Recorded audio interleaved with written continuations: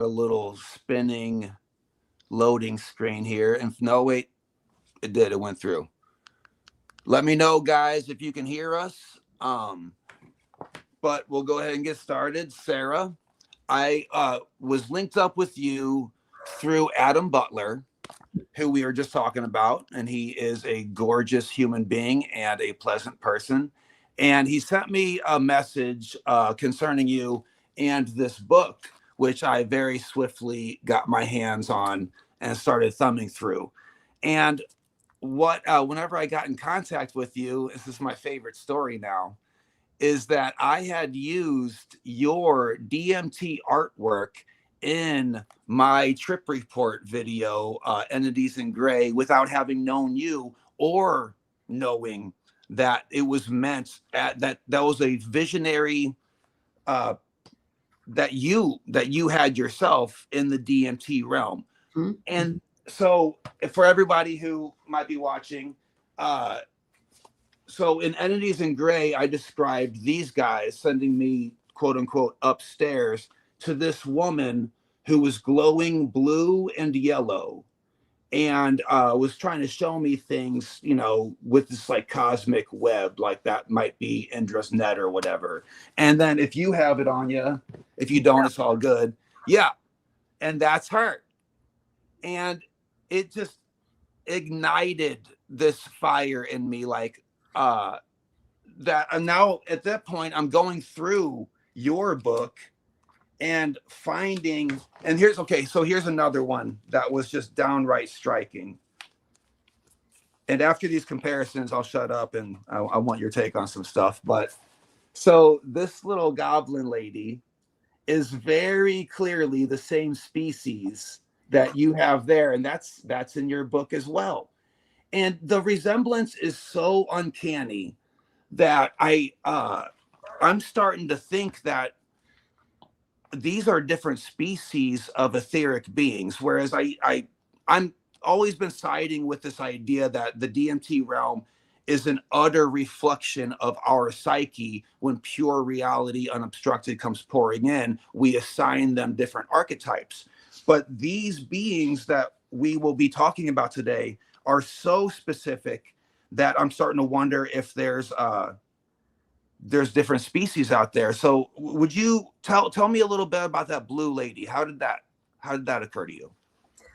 So that's actually one of the more powerful images for a lot of people in the book. That seems to be one that most people come back to that have an affinity with. That one comes from the archetype category of ancestors.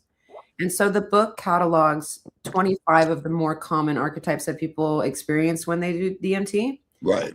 All of that data is based primarily on the 3 landmark studies that we've had over the past 3 decades. You've got Strassman's work, right? That was the first major study. Right. We also have David Luke with, I think it was John Hopkins. And then we have Andrew Gallimore. Yeah. Worked with the Imperial College London for DMTX, the extended state studies. Right.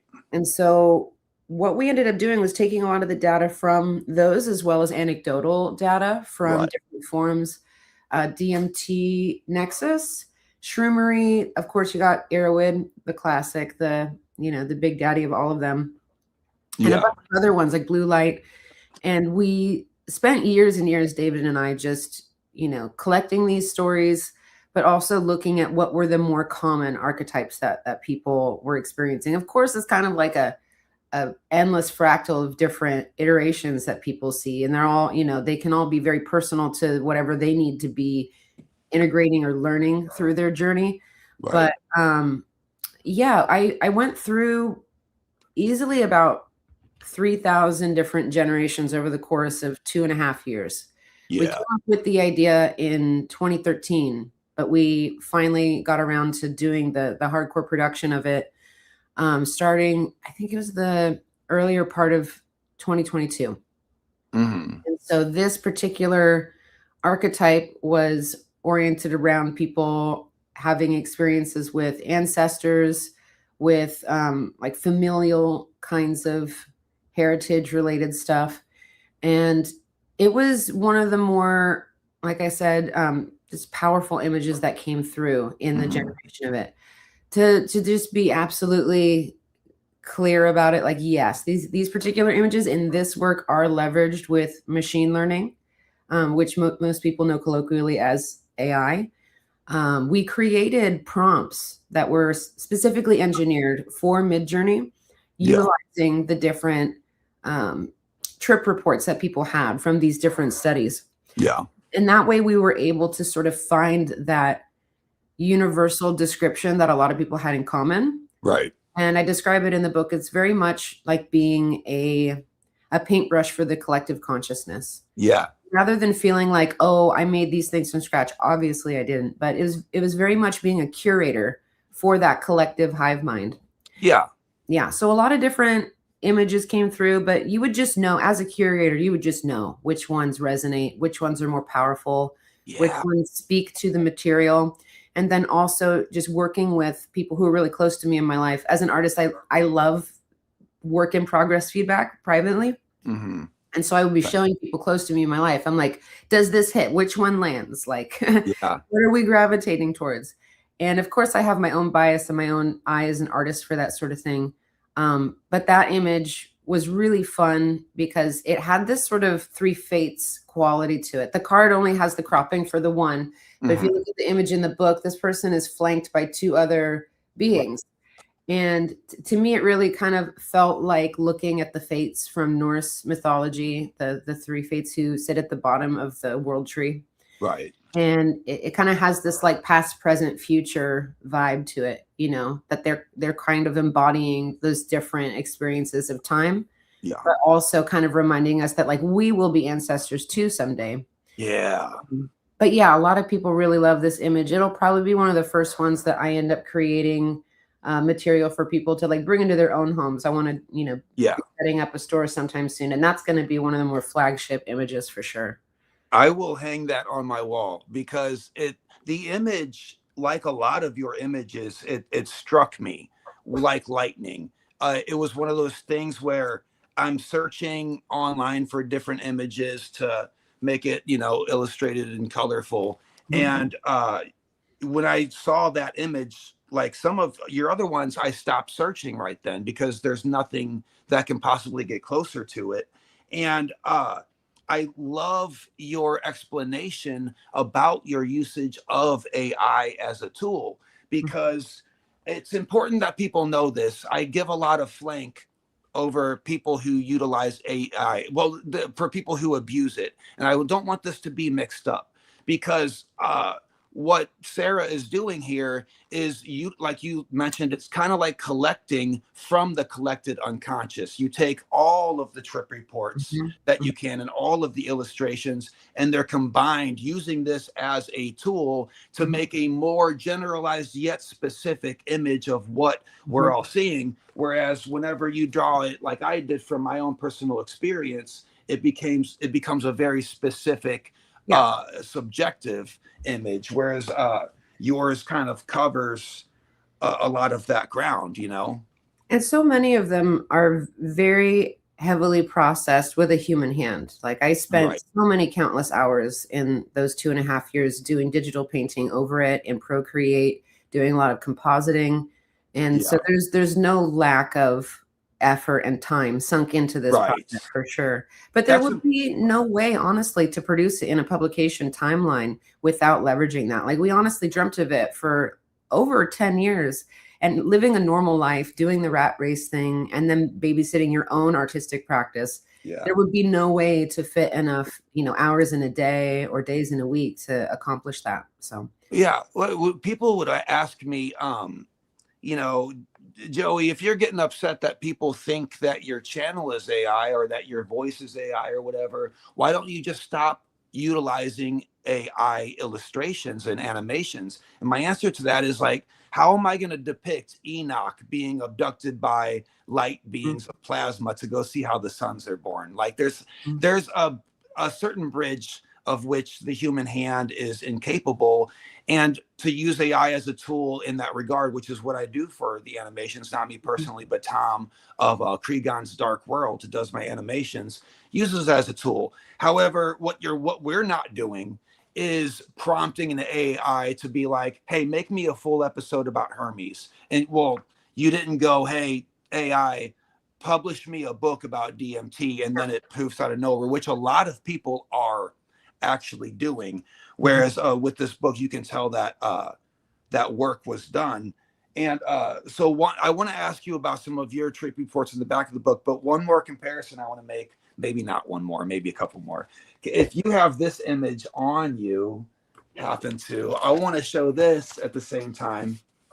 So this is my friendly iguana reptile looking dude who lived in an Asian building, and he was literal and he was physical, and he was he was curious about me as much as I was curious about him. And until you get it, I'll show you. There you go. Right. So there is an uncanny resemblance there as well. I mean, these guys were kind of bipedal until they took to the air where they could kind of float. That's another one right there. That one's a little bit more mad at me. I don't know why, but but they had like a whole culture and a way of living. Like their buildings were this weird ancient prototype of like Hindu and Chinese kind of combined. Yeah. It made me wonder if this is where a lot of our cultural aspects of world mythology emerged from, because the way I saw his world, it wasn't as if my brain was making it exotic from mythology. It was as if I was seeing a pre-extant form of what people on Earth have been, designing for thousands of years. And the reptile thing, I want to talk about it a little bit more later, because I feel like I have this massive misunderstanding of what the reptile archetype is, because it's always like this bloodthirsty, angry, violent creature. But I'm not sure that that's entirely the case any more than saying that all humans are criminals because a few of them are, so there's a lot of more questions come from, I think, where answers would be. But I think you might be able to help me out with that. So in let's see, appendix 1 of the book, this made me sit up in my chair, and I love the way this is. Okay, the strangest thing happened, and this is after a little bit of the trip report was going, but out of its mandala-like body, it created anatomies with which to relate to me. It crafted shapes in a pixelated rainbow mandala pattern of little bodies. The beings we see in the DMT space exist on a kind of energetic continuum, almost like the colors of a rainbow. What people perceive energetically as clowns or jesters do so because they resonate with other properties aside from the visual. That's amazing. Please tell me more about that, especially an energetic continuum. How is that? I think of it, and this was an insight that I came to in creating the work for this particular piece, this book in general. As I was working with the prompts and essentially poring over hundreds of trip reports, just sort of trying to find the overlap in people's experiences, I noticed that the things that were being generated, sometimes I would be working on an archetype, for example, maybe fairies. And as I was, using these different descriptive words and looking at the output, I noticed that a lot of the fairies that I would be generating started to look like jesters. And there was no mention of any of the jester-like qualities in those prompts. Or I would notice that sometimes they would look like machine elves, at least as far as the way I've personally experienced the way machine elves look. And then I started to think about this concept that human beings are pattern recognizing beings. Yeah. That's how we move through this dimension. That's how we sort of collapse our perception on different things. And I started to look at this idea of the entities and archetypes as more of sort of an ecology of those energies. And that when human beings look at a singular instance, their brain is trying to collapse different qualities that are familiar. So I might see an entity that has like a headdress, right? Or some kind of crazy fractal thing going up here. I might think of that as, you know, a headdress, a jester's hat, maybe the crown of a goddess, maybe, you know, some kind of like weird frill, like the way, you know, reptilian depictions are sometimes. Or and pretty much all of the Egyptian iconography. What was that? Especially as Egyptian headdresses. Yeah. So just, you know, when human beings are confronted with seeing something that's so wildly outside of the normal fare of our dimensional reality, like how do we codify that in language? Because so oftentimes human beings, when we catalog our dreams, our thoughts, our memories, it's going through that sieve of language, and it kind of takes on, you know, what will fit in the box. And oftentimes things that don't have a match are harder for our brain to encode and to remember and to sort of bring back, right? Like abstract dreams are so much more difficult to recall, you know, even though they have the emotional imprint when we're there, when we wake up and we're like, wow, it was so vivid. When we go to tell our friends or family about it, we're like, shit, I don't have words for that. That's really hard to remember now. But yeah, I started thinking of them as spectral, like a rainbow. This thing that where the edges of that pattern matching bleed into one another. Yeah.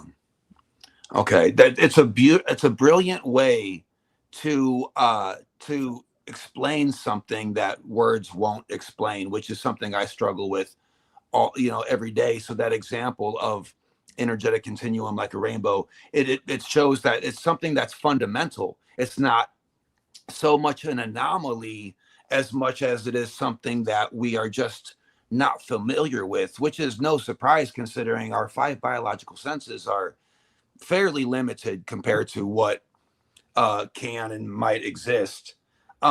Which, by the way, this is the most frightening image I've ever seen in my life. All right. I don't know why. It gives me nightmares. But, it was a weird experience, I'll tell you that. It wasn't as scary, honestly. I think there's an uncanny quality that comes across through the art of it, because it was pretty benign as an experience, but it was very bizarre. Yeah. Like, where is he going? There's a wall right there. Why does he have to be nowhere? Just walking in circles. That's a waiting room for sure. Right. What do you think the waiting room is?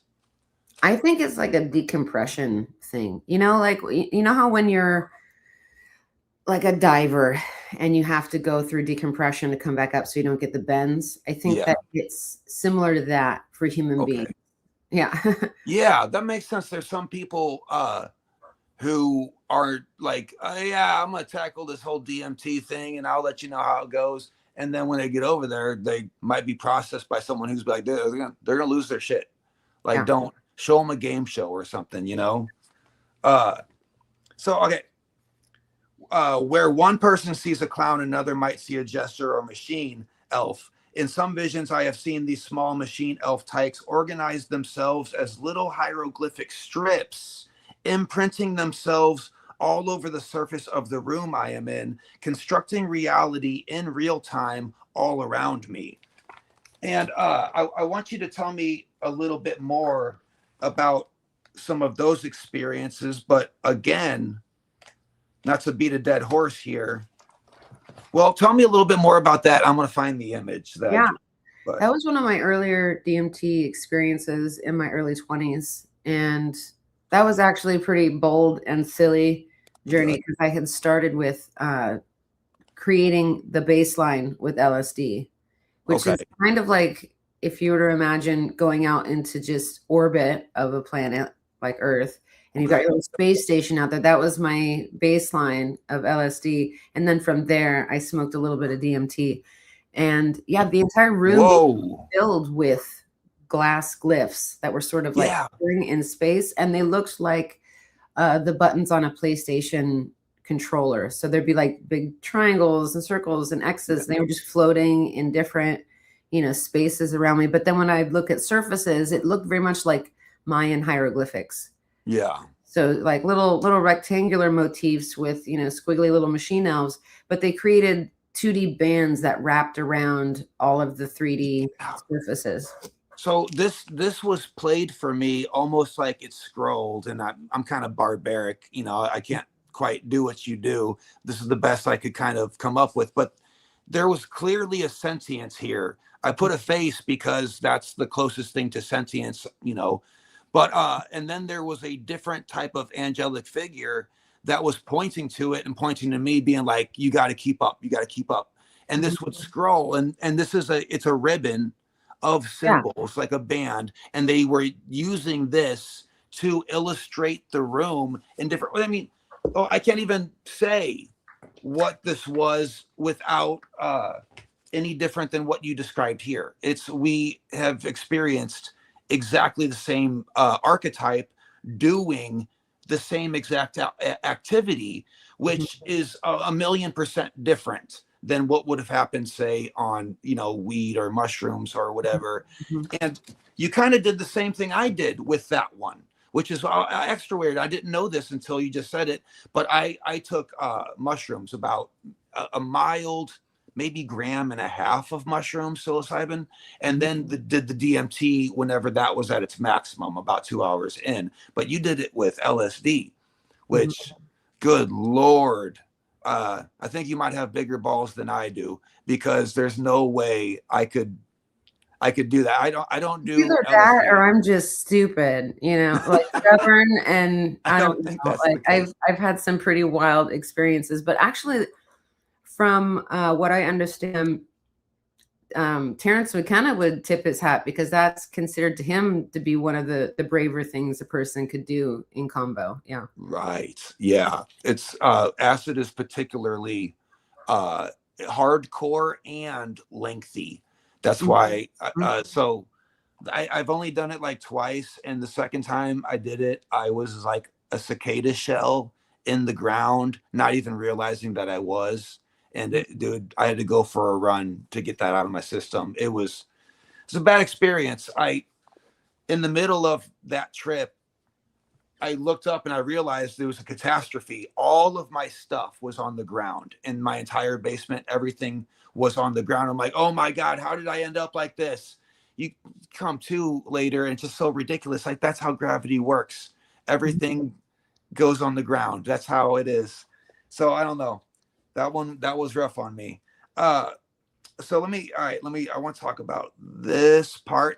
Your ayahuasca, you did Farmahuasca. That's the nickname of it, when you essentially kind of reverse engineer. So what you would do in that circumstance is you would take a monoamoxine inhibitor, an MAOI. Yeah, like Syrian Rue or... Pardon? Yeah, Syrian Rue. There's other ones you can do as well. They used to call it harmine, I think. And okay. It was called that because it was the word root of it essentially was drawing attention to the fact that there's this kind of telepathic quality that happens with it. Okay. Kind of like key into a resonance with other people and kind of experience, that firewall between people's thoughts kind of drop down in ceremony. Yeah. And it's used to prevent the DMT from being processed by that enzyme in your stomach. And so it becomes more active in your metabolism. It lasts a lot longer in your system. It's the same thing that's in ayahuasca, but it's just being ingested in a different way. Okay. The MAOI inhibitor, so to speak. So the I at the end of MAOI is the inhibitor word. I always do that. It's always like a redundancy that my brain doesn't ever block before I say it. All right. But yeah, it still causes the nausea and the purging. Sometimes for people, it's lesser. I'm not guaranteeing that, because you can still experience the nausea and the purging and whatever. But people would ingest that prior. It would become active in their system. within the hour or so. And some people smoke chaga, which is chonga. I don't know. There's a mushroom called chaga, I think, which is not psychoactive. It's just good for your health. And then I think it's changa. Yeah, I've always thought of it as called changa, and that's Well, I mean, huge fan. tomato, yeah. Right, same. I am of the opinion that heat destroys it a little bit in terms of the MAOI. Sure. But when you orally ingest it prior to doing the DMT, you wait about an hour, you go through the initial nausea, and then you're set up for about 5 hours. You can do DMT and have it much more prolonged in the system. You go from a 5 to 10 minute trip to having about 45 minutes to an hour. And it's not going to be hyperspace. It's not going to be the same intensity. But you do end up with something that's like a dream time, like an ayahuasca trip. It can, depending on where you're dosing at, it could be more or less mellow. But I've had that experience twice. Gosh, I want to say it was probably back in like 2009 or something like that. One of the experiences, I managed to go out essentially and, have the DMT about 5 times over the span of 5 hours. Okay. So can go out for an hour and come back. And this was at the beginning of like iPhone in cultural usage. And so I managed to get a really amazing trip report by just whispering what was happening to myself in real time. And then you're transcribing that. It was an amazing experience. You see a lot of beautiful things. You see a lot of dark things. You see this full spectrum of, universal consciousness at different levels. And the second experience I had was actually quite short-lived because the ratio wasn't really set up to be as advantageous. I did not quite have enough of the MAOI to smooth out that hyperspace quality. It was enough to potentiate it. So I had a much stronger experience than I would if I just smoked DMT by itself. But it wasn't enough to, like I said, smooth out that experience into more of a tolerable dreamtime kind of vibe. And I ended up seeing this wild city of plasma light that was far more intense than almost anything else I'd experienced up to that point. And it was really beautiful, but it was blistering. It was the point where I felt like it was going to sear my consciousness looking at it. Yeah. And then I experienced witnessing this pattern start to kind of like manifest in front of my face, just a few feet in front of me. All these little checker patterns kind of just phased in. And as they like clicked into place, I started looking up slowly. I saw this 9-foot tall elf looking down at me. And it wasn't really trying to be intimidating, but it was very obviously blocking my view. And I was like, oh, and I was like, what's going on? And I had this kind of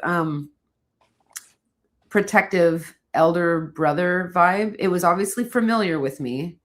And it did not feel scary or threatening, but it was blocking my view. And I was like, you can't see this right now. It'll hurt you to see this. Like, you're not prepared to see this.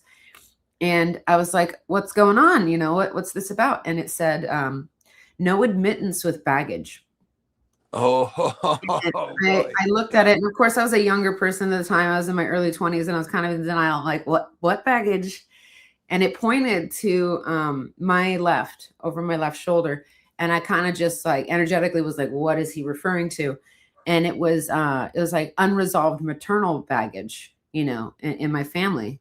Okay. And I was like, okay, that's fair. And I was like, all right, I can deal with that critique.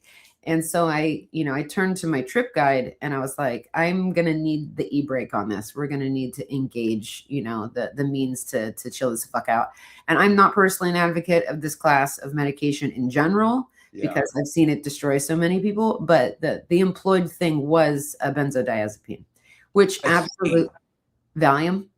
Okay. Yeah. Yeah. So it was very useful in that moment, needing an emergency brake. So I'm not going to like omit that information for people who might be as ballsy or stupid as I was in my early 20s.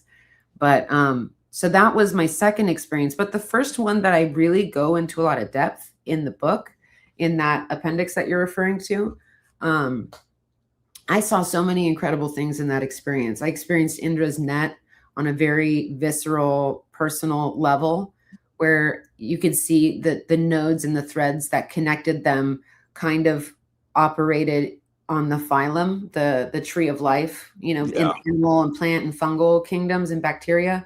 So like all of those connections were built on the phylum. Yeah, just like that. Yeah. And it was amazing because as I looked through them, you know, I would see pods of whales, you know, and I would hear their song. Yeah. And I would hear them speaking things I could understand. You know, I would hear this whale, the whale sound, but I could understand what it meant. And the way it was saying some kind of phrase that meant kindred, but it also meant dominion, you know? So it was like this kind of maternal belonging, but also, you know, when I say dominion, I don't mean like dominant or whatever. It's more like domain. It's more like, you know, this is of a kind. This is like of a familial structure. Yeah.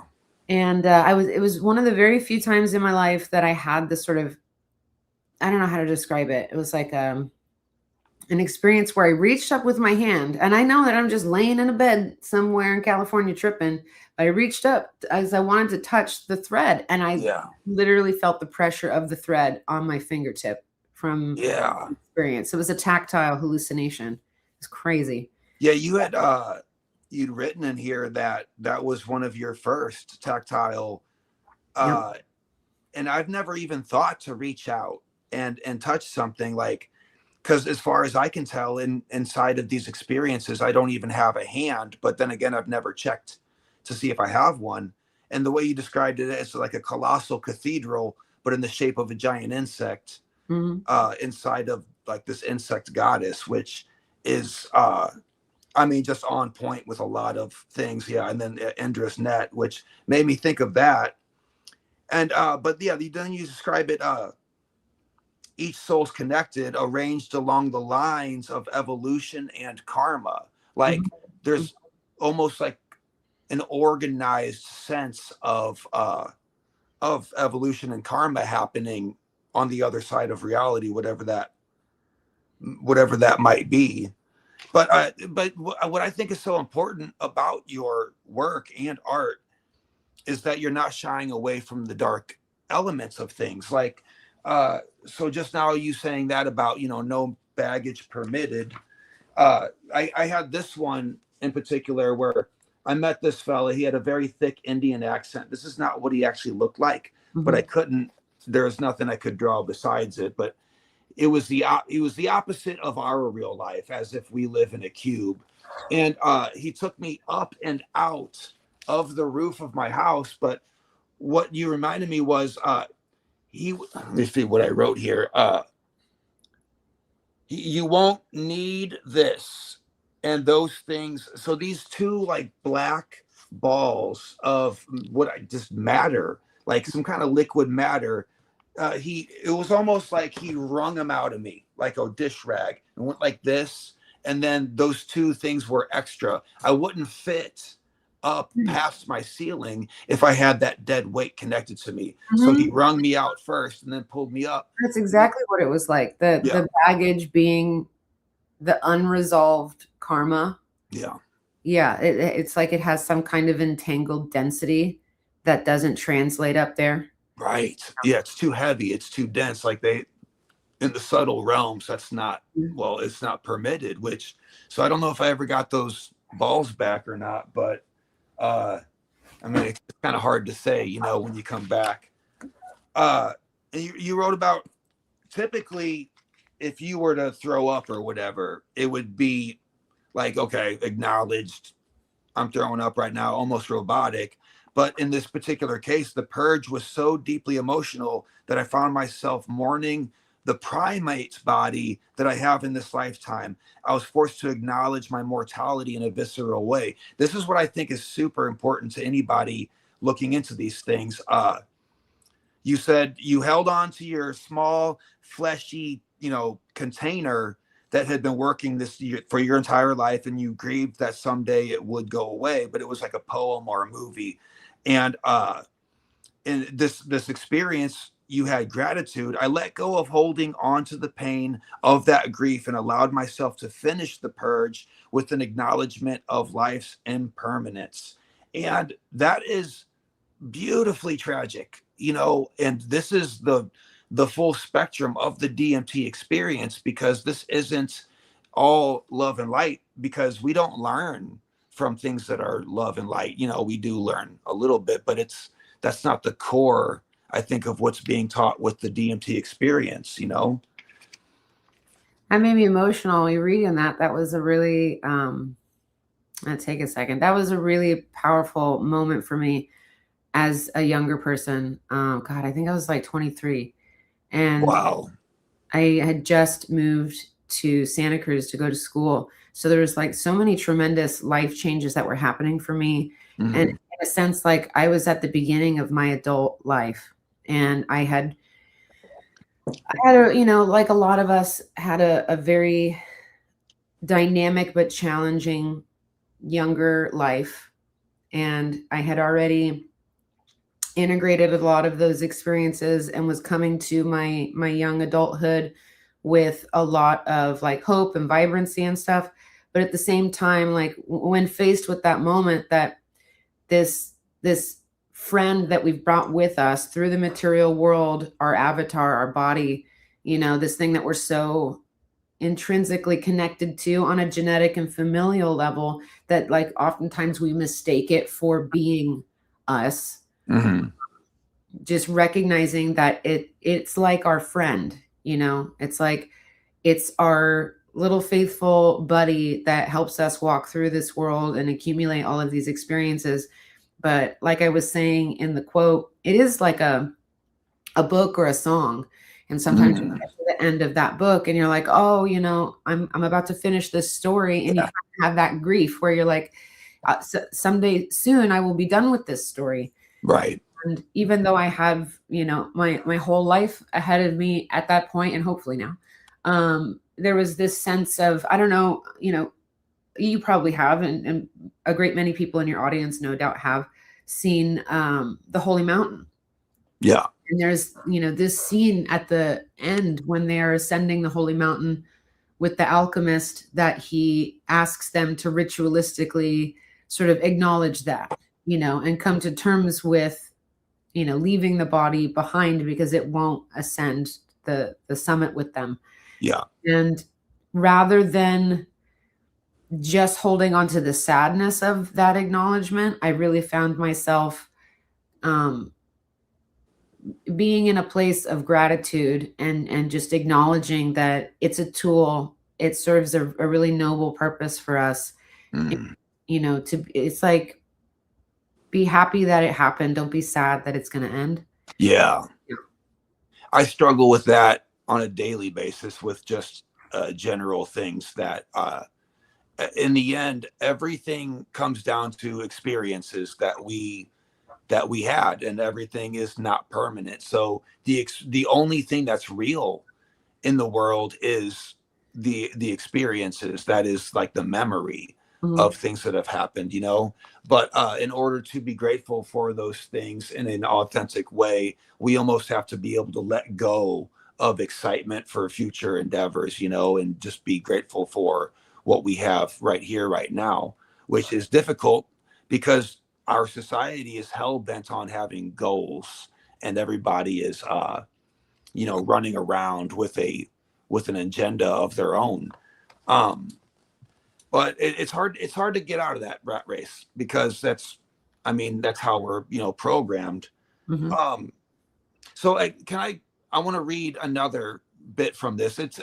So let everybody know, this isn't spoiling the book. The book has so much more to offer, but this is just a great part. Does it bug you if I read one more part? No, not at all. All right. This is some of my favorite memories ever in my life. Yeah. So this is one of my favorite parts.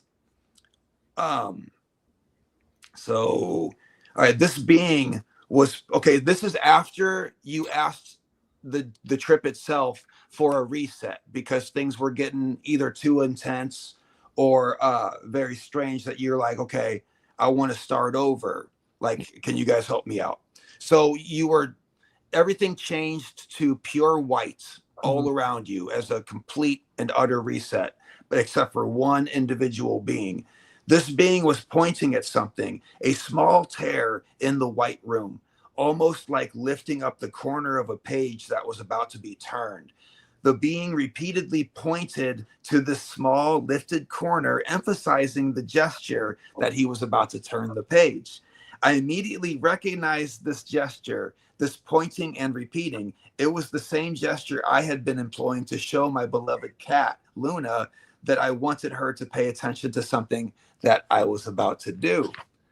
It's quite tricky to teach a cat about symbolic body gestures that allude to a future event, but it was slowly working. I realized it must be similarly difficult to communicate certain things to an embodied being like me in a non-corporeal and non-linear space like this, being the room. So the entities were using a gesture that I myself had been using in a familiar fashion. And then this room, you realized it was like sentient itself. The room itself was sentient, and it was a dome like structure. I had been studying. So first of all, same. They will show me things that I have done, like in order to explain it to me in a way that I would have explained it to like one of my chickens. Of this a different story, but they showed me like chickens pecking at the ground, even though at the time I had chickens that were in a cardboard box because they weren't ready to go outside yet, but they were pecking at the bottom of the cardboard box because it's like instinctual. And then in one particular experience, they were showing me that, and then they showed me my habits and things that instinctually occur to me in order to say like, this is the same. You think that you have this like free will that you can go about your business and do everything you're doing on purpose. But really a lot of what you're doing, 90% of what you're doing is already set in motion. And until you become conscious of those things, you're still kind of, spinning your wheels. But then the same trip report of yours, it takes a turn. You said, I had been studying complex geometry, in particular, the 4D cell sets from hyperdimensional geometry. My study of those sets visually allowed me to realize this unique moment that these embroideries were hyperdimensional shapes being stereoscopically projected into a lower dimensional media where a being who inhabits a lower dimension natively could perceive them. It was a remarkable insight because it gave me the impression that these visual perceptions really do operate on a level that relates to the natural sciences. So you had been studying 4D geometries outside of our Euclidean abilities to perceive things right before this experience, and then you realize that these were 4 and 5 dimensional shapes or beings being imprinted into your mind, which is 3D. That, can you elaborate on that? Because that's incredible.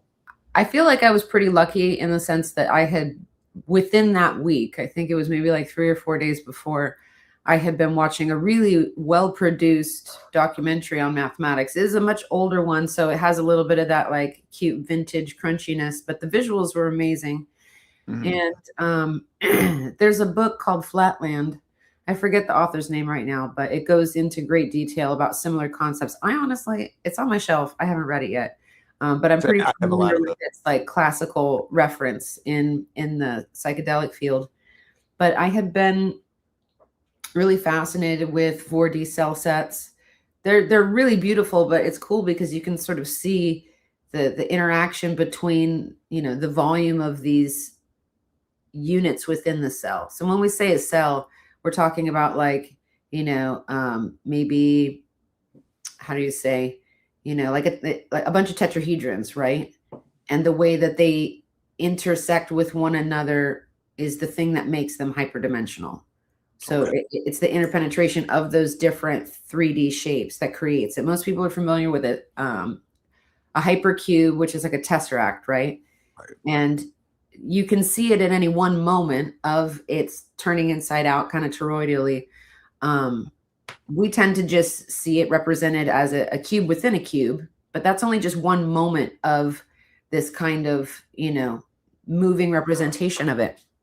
Yeah. And when I saw this embroidery, it was like the Shipibo I think Konobo is the other word. It's two tribes that fused at one point. And so we colloquially just refer to them as Shipibo, but it's actually a Shipibo Konobo tribe down in the Amazon. And they create these really beautiful embroideries. If you look at the jaguar picture in there, I painted a golden Shipibo embroidery over its face. They call it a keen. So keen is the word in Shipibo for that embroidery. And they use it to depict song lines, essentially, different icaros, which are the songs that the plant ayahuasqueros use to sort of like communicate with the spirit world through song and to manifest different healing modalities through song.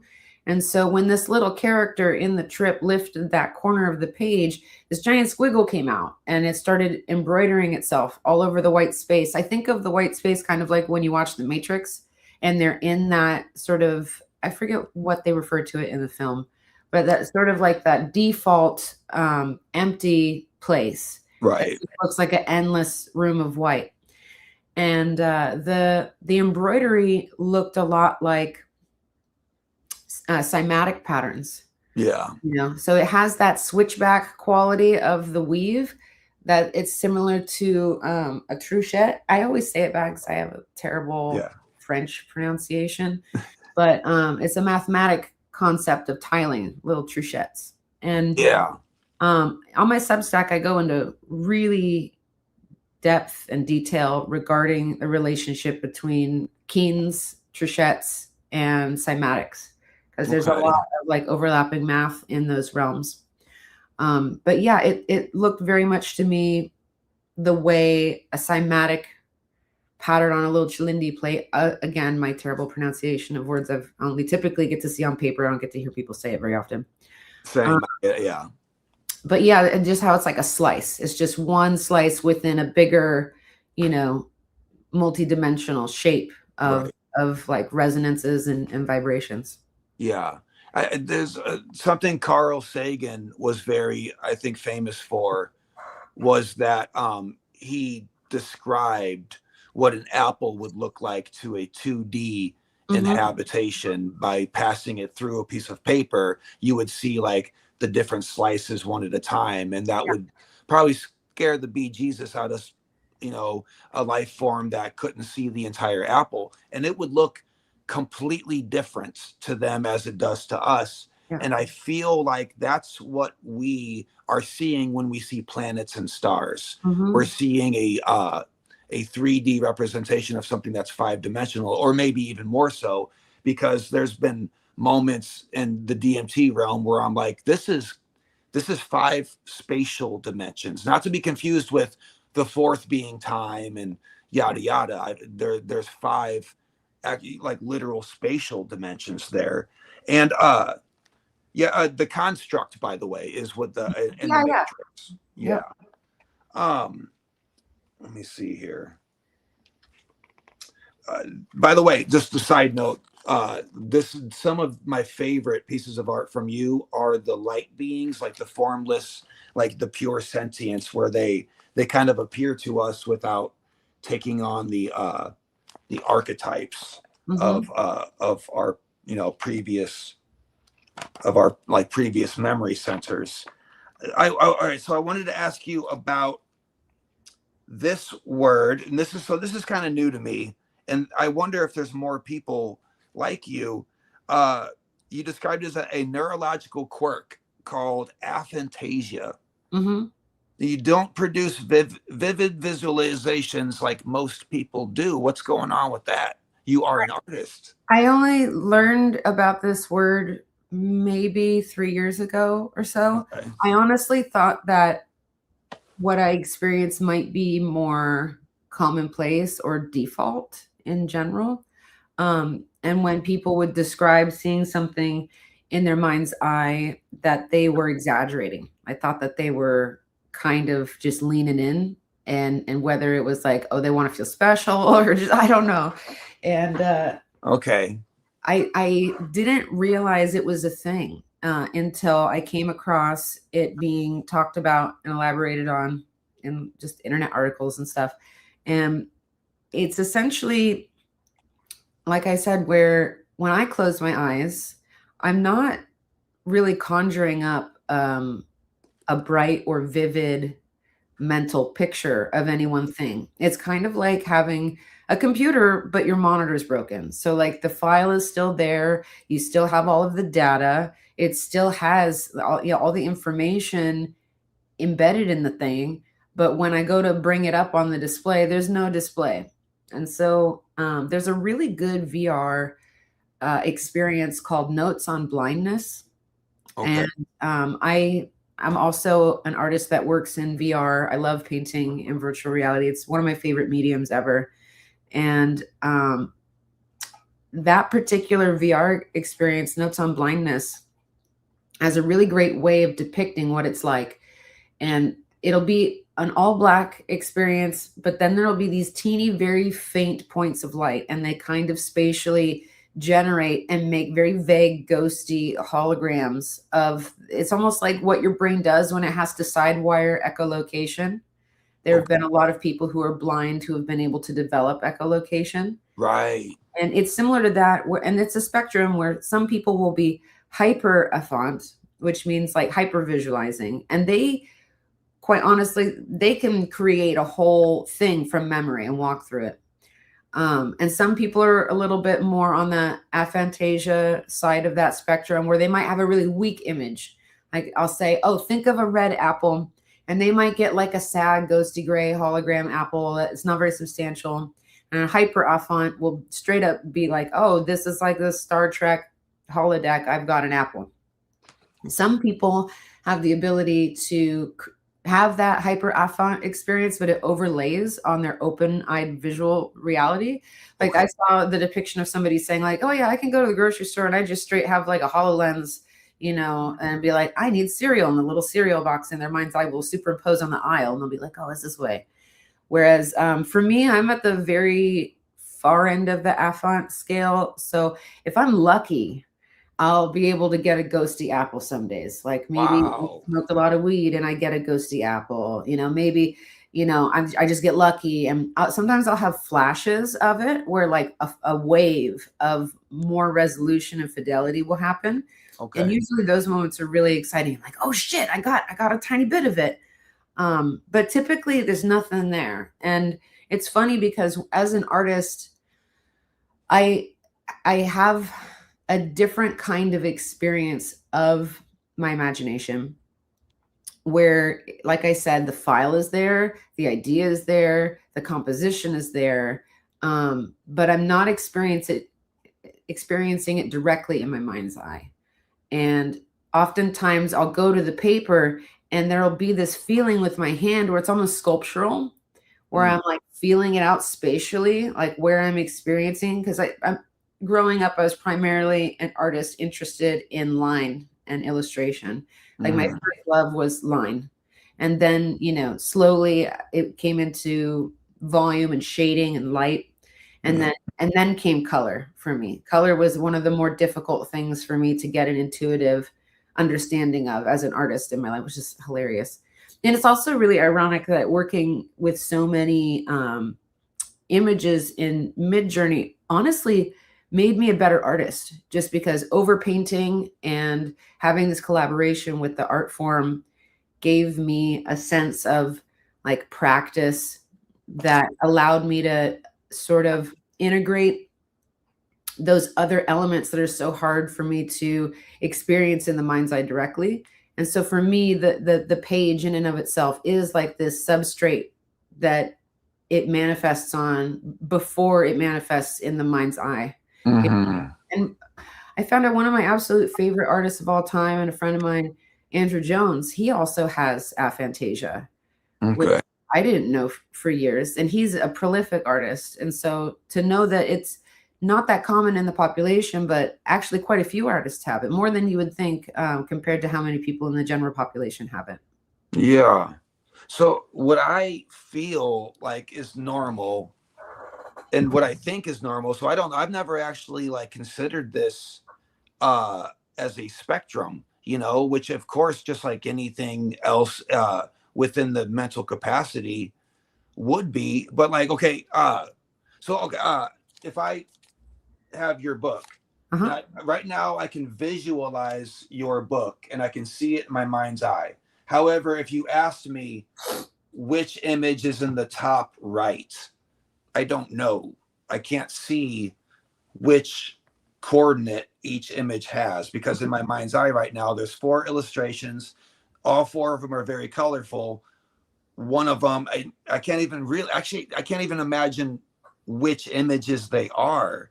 I just know it's got the title at the top and it's very colorful. What's So ironic is that's actually separate from it too. So a lot of people will ask me, they're like, "Oh, well, you're an artist and you have a really vivid dream life.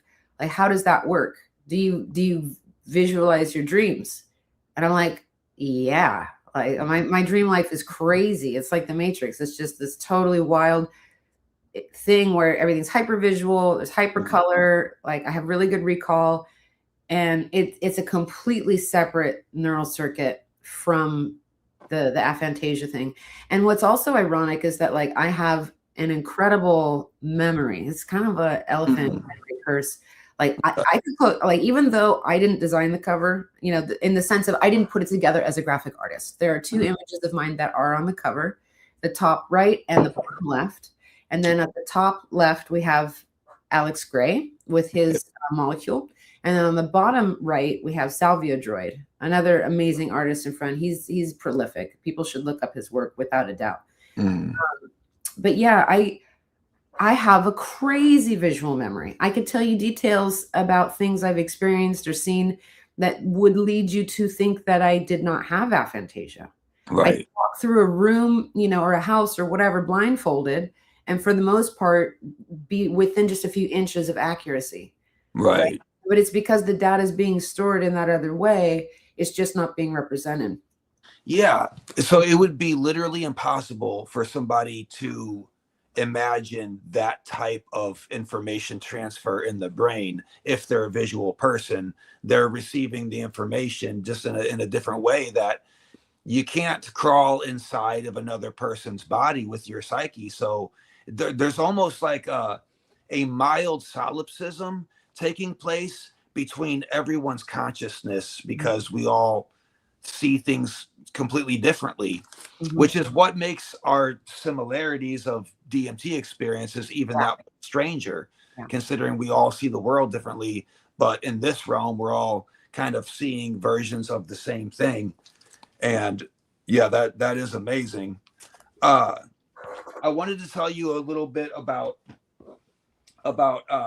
and I wanted to bring this up earlier, but the Ayahuasca thing, I didn't realize that there was a word for it or whatever. But so I took DMT and I took Syrian rue seeds and I made a tea out of the Syrian rue, and it was just god awful. And yeah, and then I ate the DMT. Oh wow. And, but so I ended up having like this experience that made me think that halos and wings are actually a torus field seen in 2D. Oh yeah. Because like I saw this very clearly, and there was like this image in front of me, and it was just loaded with all kinds of information. So it's like almost looks like a pumpkin in this picture, but upon, because I wanted to draw that torus field around this person that I saw, and this little vortex happening above their head. But only after I drew it in 2D, I was like, that looks like a halo and wings. Like, I wonder if there's a connection there that was passed down this game of telephone religiously, where, you know, this our natural toroidal field that some people can see, what might have been seen as a halo and wings, and that might have been the archetype that we had. But as it being Ayahuasca, just like anything ayahuasca, I was throwing up in the bathroom. Oh yeah. Yeah. And this big, gigantic looking, it was like a worm with a face and 2 like little T-Rex arms, came into the bathroom. So at this point, I'm not immersed in the DMT space. I'm in my bathroom, and it's recognizable as a bathroom, and everything is normal except for that. It came through the wall, and it had a rod, like a little silver rod device with a little light at the end of it. And he held it up to me, and it went, ooh. And then when it reached a certain pitch, involuntarily out of my throat came, "Ooh," it was the same pitch. And I was like, between throwing up, made that pitch. And I was like, what is going on here? And the worm guy was like, I got to take your measurement, dude. I got to measure your frequency if you don't mind. I'll be out of your way in a minute. I'm like, is this always happening all the time? He was like, yes. Yeah. I don't know what to do with it, but it reminds me when you say that of Duke Leto II, the God Emperor from Duke. okay. His little, like a little worm guy with a face and tiny T-Rex arms. But it also reminds me, pardon me, my nose being sniffly. Oh, good. But yeah, I'm reminded of a lot of people's depictions referred to what are called spirit surgeons. And this is something that comes up a lot in ayahuasca culture, but there is some overlap with DMT culture in the West. And it reminds me, I had one of my last DMT experiences many moons ago. It's been a minute, like I did a lot of this research earlier in my life, but sometimes, you go on a long period of integration, and that's kind of where I am in my life right now. And the last experience I had was about 5 years ago. And I had spent a lot of time in realms that looked a lot like Alison Gray's work. They're very rainbow pixels, very like pattern on pattern. And pardon me, there was this particular experience which was so different from my other experiences. And I honestly feel like it might have been a moment of what they really refer to when they use the word breakthrough. Because for so many years, I thought like, okay, I'm in some kind of pleromic, kaleidoscopic place. Yeah, that's Alison Gray's work for reference. And I'd been through these realms of rainbow fractal pixels that were almost like onion soup, it'd just be this infinite space, and I'm flying through it, and all these like veils of fractal rainbows. I used to call it onion soup all the time, all these onion soup. Is it? And this breakthrough experience was completely different. You go through, almost feels like Ellie from Contact, and you go through the onion soup, and that's almost like an intermediary wormhole space. Yeah. And that's like the data and all of the energy that you pass through dimensionally. And then I broke through, as Terrence calls it, and I immediately recognized that I was witnessing a horizon, an atmosphere, some kind of terra, because you got the bifurcation of the atmosphere and the horizon. And I saw, for lack of a better word, flora. I saw things that look like trees. And I was like, where the fuck am I? I'm like on an alien planet, Wow. So bizarre to be somewhere that looked corporeal in a conventional sense for, being a little human being like we are. Mm-hmm. And I looked out towards this horizon, and I saw these two beings kind of manifest, and they looked, bipedal. They looked like silhouettes. They absorbed all light. They were completely like Vanta black, like black as black. And it was crazy because initially I saw them and I was like, okay, normally people would be spooked out. I have these silhouettes coming at me, but they didn't have a vibe that felt negative. It didn't feel like the ending of the movie Ghosts, where the little black creatures come out, and they walked up to me very calm. And I don't know if it's like stupidity or bravery or whatever, but I was just very unaffected by the emotional aspect of it, for me at least. Like I was not scared or intimidated. It just had this novelty where I was like, okay, this is a moment. I'm just going to see what up. Like, hello, fellow beings. And they come up to me, and they present to me this geometry shape, and it was a cubish thing, right? It was about yay big. And a lot of people describe this. They describe being presented an artifact. They describe, Terrence called it like self-dribbling basketballs that look like jeweled Fabergé eggs. Mm-hmm. And these beings presented this thing to me. And at the moment, it looked very cube-like a hypercube. But then on closer inspection, it's like turning in on itself like a tesseract. And there would be these like multiple geometries within it. And they asked me, they're like, can you see this? And I would be like, yes. I'm like, yes, I see it. And they're like, okay, how about now? And they would turn it and I would see some other part of it. And it was like curling in on itself in different dimensions. It looked like a 12D cube. And I was like, yes. And of course, you looking at this thing, it was purple and black and absolutely gorgeous. It was stunningly beautiful. And I was looking at all the different intricacies of it. And it was almost like an optical test. You go to the eye doctor and they're like, what about now? What about now? And they like different lenses in, but instead of lenses, it was different complexities of math. And I was following it. And like, of course I was making like this face. I'm like, yes. I was really, as a little monkey brain human, I was very proud of myself. I'm like, yeah, I can see that. I'm following this.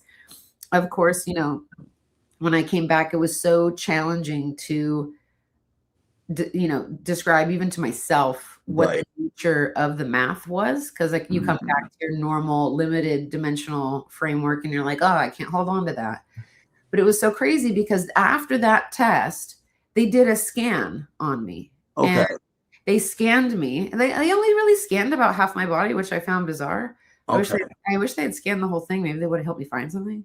But they scanned me and they get up to the head and just like so many other people in this world, like throughout my life, I've dealt with depression. I'm very lucky that I haven't had to deal with too many other things psychologically, but depression is a reoccurring thing throughout my life. Like I'll have moments where I'm, very jubilant and life is going great, but like also, it's just life. And I've had some moments where I'm just a big old baby about it. I'm like, wow.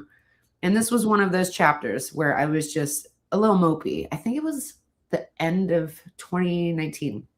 Okay. And, was it? Probably not premonition in that case. It was like the end of 2019 and in October or something. And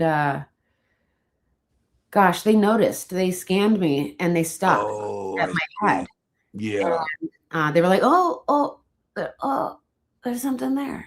And of course, I mean, it's kind of default sometimes for me. It's just a part of brain chemistry. And I was like, okay. I'm like, I don't mind that y'all notice, but like, what does it really matter in this context? Like, thank you for acknowledging and validating that I have emotions and stuff, but where is this going? And this being comes into my field of awareness from the right side, and it has a feminine quality to it. I don't necessarily think they got gender and like bits up there, but she shows up and she's vague. She's not super realized visually. She doesn't feel as masculine or as cloaked as these other beings. I feel like they were sparing me. I feel like there was no sense of like, we're hiding shit from you. It was a sense of we're overwhelming to witness in our full sense of being here. And so we're going to spare you like being overwhelmed. And so she shows up and she has some little thing. And I felt like my perspective shifted inside my head as opposed to like looking out from the eyes. It was almost like the little camera pulled back into my head. I felt like I had an empty gourd for a head. Like there's an empty volume. And then I felt that there was a trepanation that happened right around here. For people who don't know, that refers to like a hole in the head, or like back in the day, they would want to either relieve pressure from head wounds, or they would want to open up a little space for the spirits to come in, and they would put the skin back over. And so I felt like this little trepanation hole in my head, and she shone a light in there and then started flashing the light, and I could see it moving around inside my head. And it would pass over, I guess like my spirit eyeballs or something, whatever it is. Yeah. It felt like the way little binaural beats or binaural hemisync flashing is. And so it would be like black, white, black, white, black, white, all inside my head. And it felt like it was a recalibration. Oh, wow. I also felt like I was aware of my body the whole time, which is very unique for being that far out. Yeah. And I was sitting in my bed, laying back. And I mean, some people might relate to this. When you're a little kid and you go to the doctor and you feel especially cooperative, you're like, I'm a good kid. I'm going to sit here and be patient and like, they're going to just do all their little diagnostics. and I was so excited though, because it was such a novel, very clear experience. Now my little feet in bed was just doing this, like trying to blow off the excess energy. But then after she did that procedure, they were like, okay, the connection is dimming. Like, we're not going to be able to stay in this high resolution much longer. So we're going to like disengage, but like, great job. That was awesome. We'll see you later, whatever. And I remember coming back more fully into my body and opening my eyes. And then you get to see all the beautiful in-between effects, like those glyphs on surfaces, and everything looks kind of sugar coated and kaleidoscopic. And I just was overcome with this sense of like chill gratitude and happiness. It was like the exact opposite. And they were like, all right, we calibrated that thing for you. You can be on your way. But it was one of the few times that I genuinely felt like I had encountered that spirit surgeon archetype. Yeah. That kind of like, oh, we're going to just check on your frequency. We're going to check on your dial. But yeah, it's a really old, very common thing expressed in ayahuasca culture in particular. Like I said, not as much DMT, but it's pretty much like ayahuasqueros are the little human versions of those guys. They're like the ambassadors between that, hyperdimensional kind of spirit doctor and then the guys down here with boots on the ground. Yeah, that is almost alarming that DMT, when processed, digested, like I guess processed by the liver, whatever, has a healing type of, not physically healing, but psychologically healing element to it that the bizarre, abstract, alien world of DMT inhaled does not have. And yeah. Right. Well, I wouldn't even thought of that. What's crazy is I do want to tell you something really cool, very briefly. They are finding that it does have a healing effect when it comes to stroke injury, which is really exciting, really exciting. Oh, wow.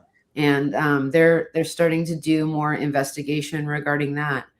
But they've found that it helps the brain repair itself. And that might be connected to why in certain near-death experiences and brain injuries, the brain will, squirt out a larger endogenous, little blob of it or whatever, where it kind of acts as a protective precaution. Granted, like, death experiences and near-death experiences, they all have their own causes, but referring to stroke injuries, they've found really promising neuroprotective qualities about DMT administered right after that.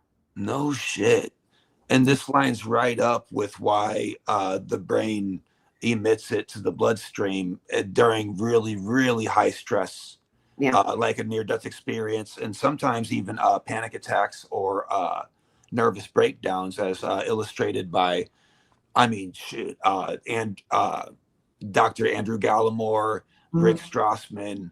Almost every study that they've done has concluded that extremely visceral experiences will cause DMT endogenously to engage into the blood-brain barrier. So the role that it plays is just as important as serotonin and melatonin, but we are, for whatever reason, not knowing how that works or why because nature doesn't do these things for no reason. And I wonder what that is. It must be more than just a survival mechanism to, because I've heard that the brain cells, like in drowning, for example, you start to lose oxygen. So the DMT release will actually coat those brain cells with oxygen so that they die slower, they don't go as quickly. And that does make sense, but it's almost like angels, like guardian angels at that point. And this is the part where like materialist scientists would be like, oh, it's not anything mystical or woo-woo, it's just a survival mechanism of the brain, while failing to realize that it's always both. This is how those things work. And whenever you are being protected physically like that, well, you're also having this mystical experience, and they go hand in hand. And these are seemingly we're addressing the same thing with two different vocabularies, but Yeah, that is incredible. And I mean, I thought it was an average DMT trip with a weird quirk of being measured until you bring up that this is common in ayahuasca and in your same experience when you made your own ayahuasca. That particular one, and it blew my mind. That was just DMT, the one that I just told you about, the last experience I had. Yeah, it was so much an outlier to my experiences. But yeah, it is more common with the MAOI. Right. Yeah, I'm always worried I'm going to do that redundancy thing. My friend teased me real good about it a couple months ago. MAO inhibitor. I know you. Yeah, I mean you can say MAOI, or you can say. Well, I don't know what the MAO is. Well, I use the inhibitor part, but I would be silly and say inhibitor even though I had said the whole acronym. So I was like, doing double duty on the last letter. It's like saying BYOB beer. It's like, right. Don't get lost in semantics. No, it's just funny. Like, everybody has their own little linguistic quirks and glitches that get past them. Yeah. And for me, it's that one. And it's mispronouncing words, like I said before, that I typically only ever get to see on paper. This is a quality, by the way. I'm going to tell you what, and I've said this a couple times now, and my apologies, but whenever I see a YouTube video that is made by a human person, not an AI, and they're mispronouncing a word, like let's say they say Carl Jung, I like that because that shows me that they read it and they didn't hear it online somewhere. And like I always say, I'll say, sorry, I've only seen it read, I've never heard it said.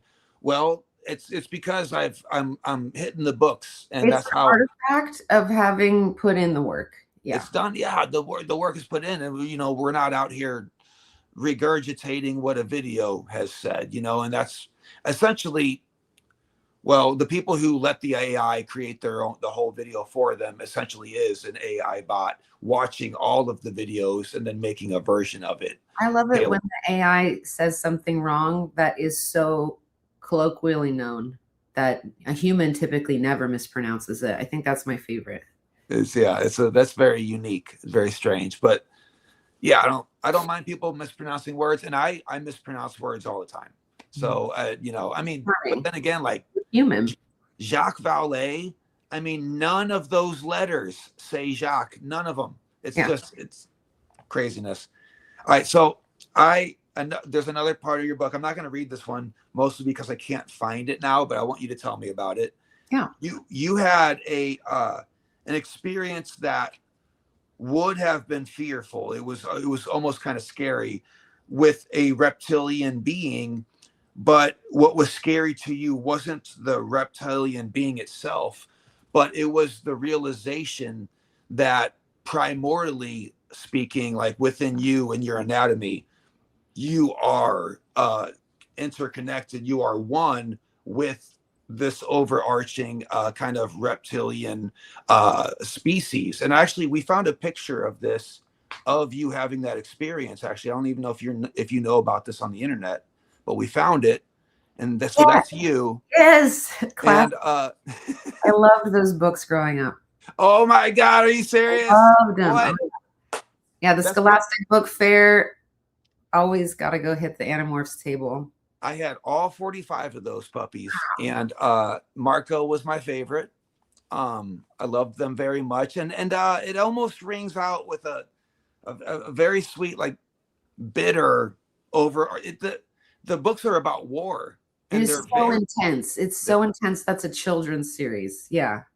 People thought Goosebumps was the scary book, and if you read Animorphs, Marco's mom's brain is being infested with this yerk, this parasite, and everyone is being infested by these parasites, and they no matter what they want to do, the parasite is choosing what they're going to do for them, and they can't fight back against it. And I'm like, man, that's archonic. I never really put two and two together before until now. That there's so much loaded symbolism in that series. 100%, and amazing books. But so can you tell me about? I will, but I gotta make a joke first about please.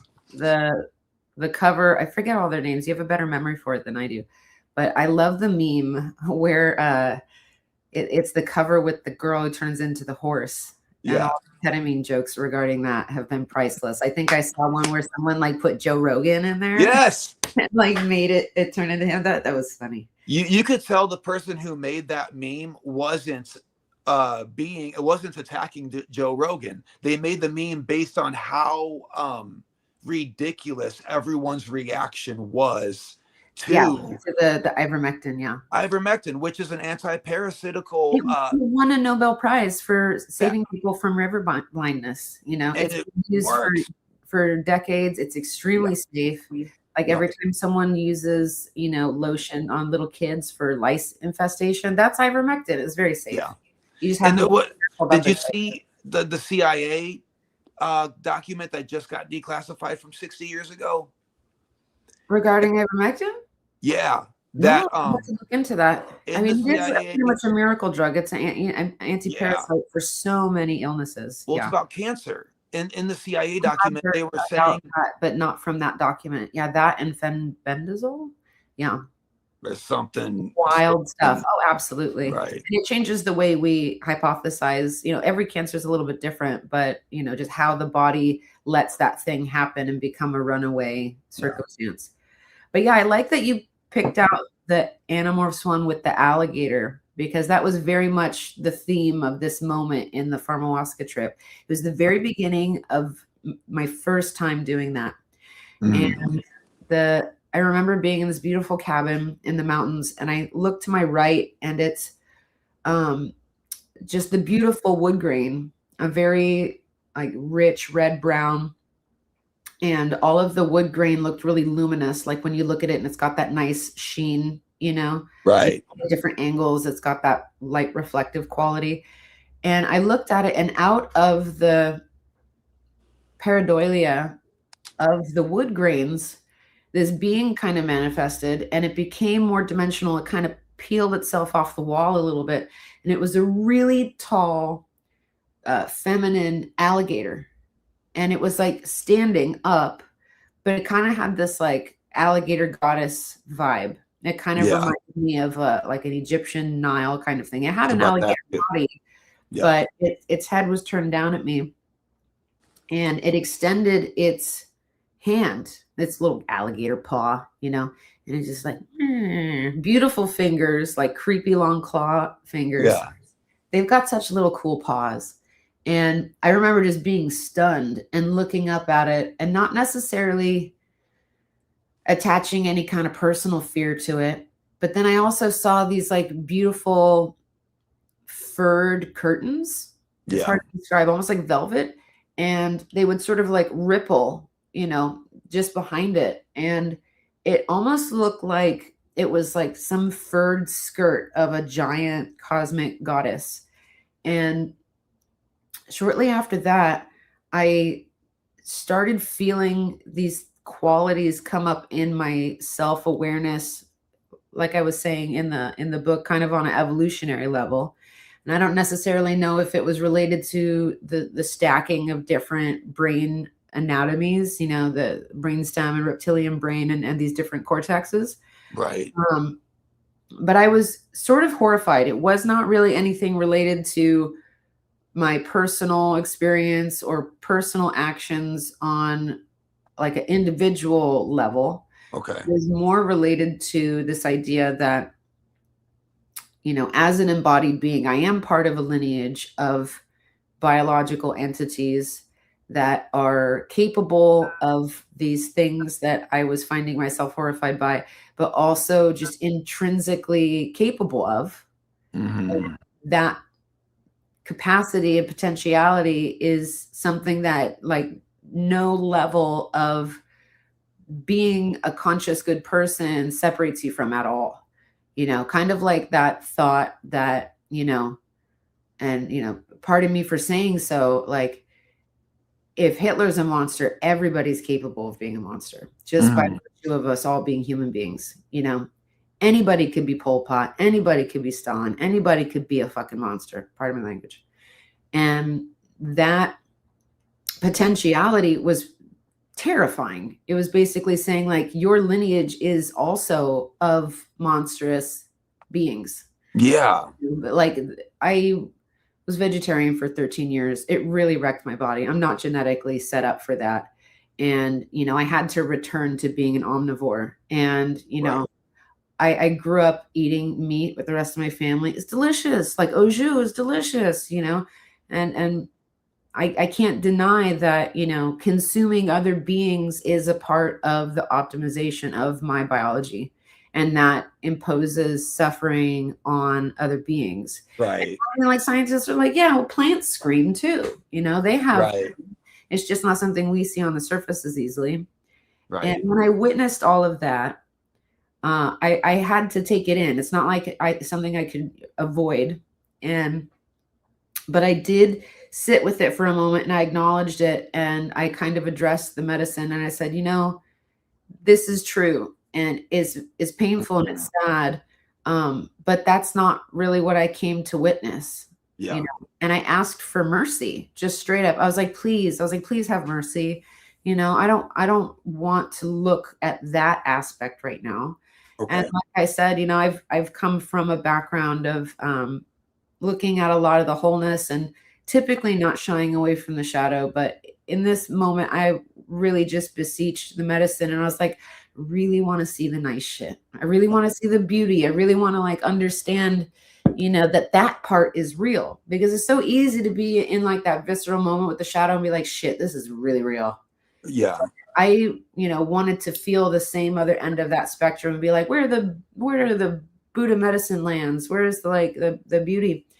And all of that melted away when I asked for mercy. I don't think I could have asked for anything else and been granted my request. Right. If I had said like, oh, just please, or like, I don't wanna, or like, gimme, like it wouldn't have happened. It was very much accepting it, like kind of apologizing, being like, oh yes, I acknowledge that. Like, I couldn't deny it. Well, you had previously done the work of looking at what you called the wholeness. So you had earned that time and space to where, they're showing you this Yeah. the whole picture, and you're like, listen, I've been here, and I've been doing that, and I'm not ignoring it, but right now. Yeah. I was like, I need the other part right now. Yeah. I need that, like, just to create a kind of, just like recharging my spirit, Right. and all of that negative, dark, whatever energy, just the heaviness of that dissolved.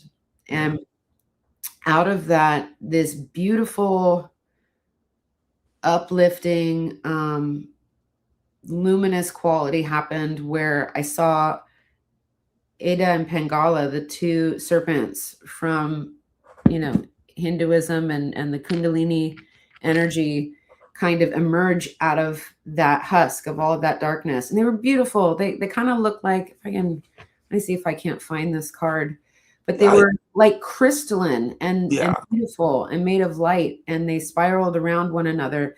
And in that moment, I realized that they were part of me too, like that kind of transcendence of those same qualities. And they wrapped around me, and I saw these different spheres of the Sephiroth, and it was like an elevator had happened, and I was being shot up through these crystalline spheres, like kind of like Willy Wonka when he's at the very end and he's in the glass elevator. It was a little bit like that, because I could see through all of it, and it was just shooting up this vortex. Here it is. They kind of looked like this, and I didn't even realize that till now. Yeah. But when they emerged from that darkness, they looked like these crazy, beautiful, glowing little crystalline serpents. Yeah. How wild is it that, every mythology has twin serpents. In Chinese, there's like Foxy and his brother Quetzalcoatl and the flayed. I forgot the other name of the other one, but every mythology has this idea of twin serpents that are brothers. The hero twins in Mayan mythology. Yeah. So do you think that anything about this might be arising from the amygdala? Because there's another thing in mythology too, is that when they talk about so-called shape-shifting reptilians, in mythology, they're older than human beings. Like they've been here for thousands of years longer, which to me sounds like the amygdala. Yeah. And then they live in the subterranean realm. They live underground. Well, that also reminds me of the amygdala. And I forgot there's a couple other ones, but you know, it's they're fight or flight, you know. But there's I wonder if in the same way that we were kind of describing 5-dimensional geometry fitting into 3D causes us to see, and I had mentioned like planets are probably a much larger type of being than what we're seeing. I wonder if the amygdala, like this part of ourself that has been, by the way, especially in Egyptian anatomy, has been expressed in so many different ways. You know, they use like animism and stuff. If in a 5-dimensional type of realm, the amygdala is its own thing, and these twin serpents are almost like this, the Kundalini, the Shakti, this, you know, this dual energy that comes up our spine. It's got to go through the amygdala first before it can reach the mammalian cortex and engage in the pituitary gland, where, as you know, it rests for 3 days and then is resurrected into the pineal gland. I wonder if a lot of these archetypes that you're seeing and that we're seeing on DMT are a characterization of that process. Like that might be what mythology is. Yeah. So there's a couple things that came up when you were asking that. I'm going to tap first into the idea of the Caliban. And I am not personally familiar with the original reference to this. I think it's like The Tempest or something. But I'm familiar with it from a Frank Herbert book called The Dasadi Experiment, where in that universe he's created, the same author as Dune, for those who don't know that name. He has a whole universe of multiple kinds of beings from different parts of, like, you know, ecosystems and stuff, like little trees called psychic telepathic trees called taproscots, and, you know, these pansichis, which like have these larval forms that go through different species. And then there's the Caliban, which are stars, and they're sentient stars. Okay. And they exist on multiple dimensions, but the one that we can witness is this ball of plasma gas, right? And I found that really interesting in the sense that, like, and it also kind of reminds me of Rudolf Steiner, where he would talk about the spheres, and we think of them as a sphere, but they're more like nested Russian dolls, and they all exist within this interpolating realm, right? And so, you know, he would talk about the 8th sphere. It's not some faraway thing like a planet, you know, just when we talk about space, sort of dimensionally compressed, but it's also spread out in space-time. And so, you know, we think of the ancient peoples talking about the gods being planets in a sense. They're like, oh, they're silly. They thought that planet was a god, but then that god can still manifest on Earth and do shenanigans like Zeus bedding a bunch of animals and women. Yeah. But that in this higher dimensional context, that they could be sort of, you know, mythically superimposed as a body in the heavens, but also, like, you know, in kind of an avatar on Earth. And I have thought a lot about the dichotomy between, say, a David Icke interpretation earlier on, that there actually are reptilians, like actually are shape-shifting subterranean reptilians, versus somebody who might think that it's symbolically just representing, you know, brain structures and qualities that human beings embody as well. I kind of like go back to this hypothesis that Jacques Vallée was talking about, where, you know, a lot of these phenomenon could be, for lack of a better word, ultra terrestrials. You know, so often we talk about the phenomenon being extraterrestrial, like outside of our realm. But I've been thinking a lot of it in that Russian doll nested sense, where like they could be sort of interpenetrating reality here. And that when they manifest, you know, in a way that somebody witnesses visually and has a direct experience with, and this is something that David covers in the book in depth. And it's something that not a lot of other people over the past 10 years, honestly, up until recently, you know, you get really high end. Is it this one? So David J. Brown in our book really draws a lot of connections. And I mean, he mentions Ike in the book as well, but like there's a lot of connections between the phenomenon, as we would call it in, you know, UFO, whatever, paranormal stuff, with the way it's been expressed in different societies over time, like the fairy folk, right? Or like kobolds and goblins, or you know, just descriptions of these beings being remarkably similar to the way people describe the phenomenon now. Like Whitley Strieber, whatever, you know, Whitney, whatever his name, that guy, guy who wrote Communion back in the day. He kind of like really popularized the little Zeta Gray guys with the heads and the almond eyes. He described several different types of beings that he interacted with in his experiences, and one of which was kobolds, which is kind of not necessarily very well known in modern times, but they were these little creatures from German folklore, and they have blue skin, and they are associated with mining and mines and metals and metallurgy. And they're a creature that we feature in the book as well. They're in the chapter about gnomes, kobolds, and goblins. Yeah. And they're really popular in modern fantasy stuff like magic and Dungeons and Dragons and stuff like that. Right. But yeah, just this idea that every culture has had their own way of interpreting experiences with the other.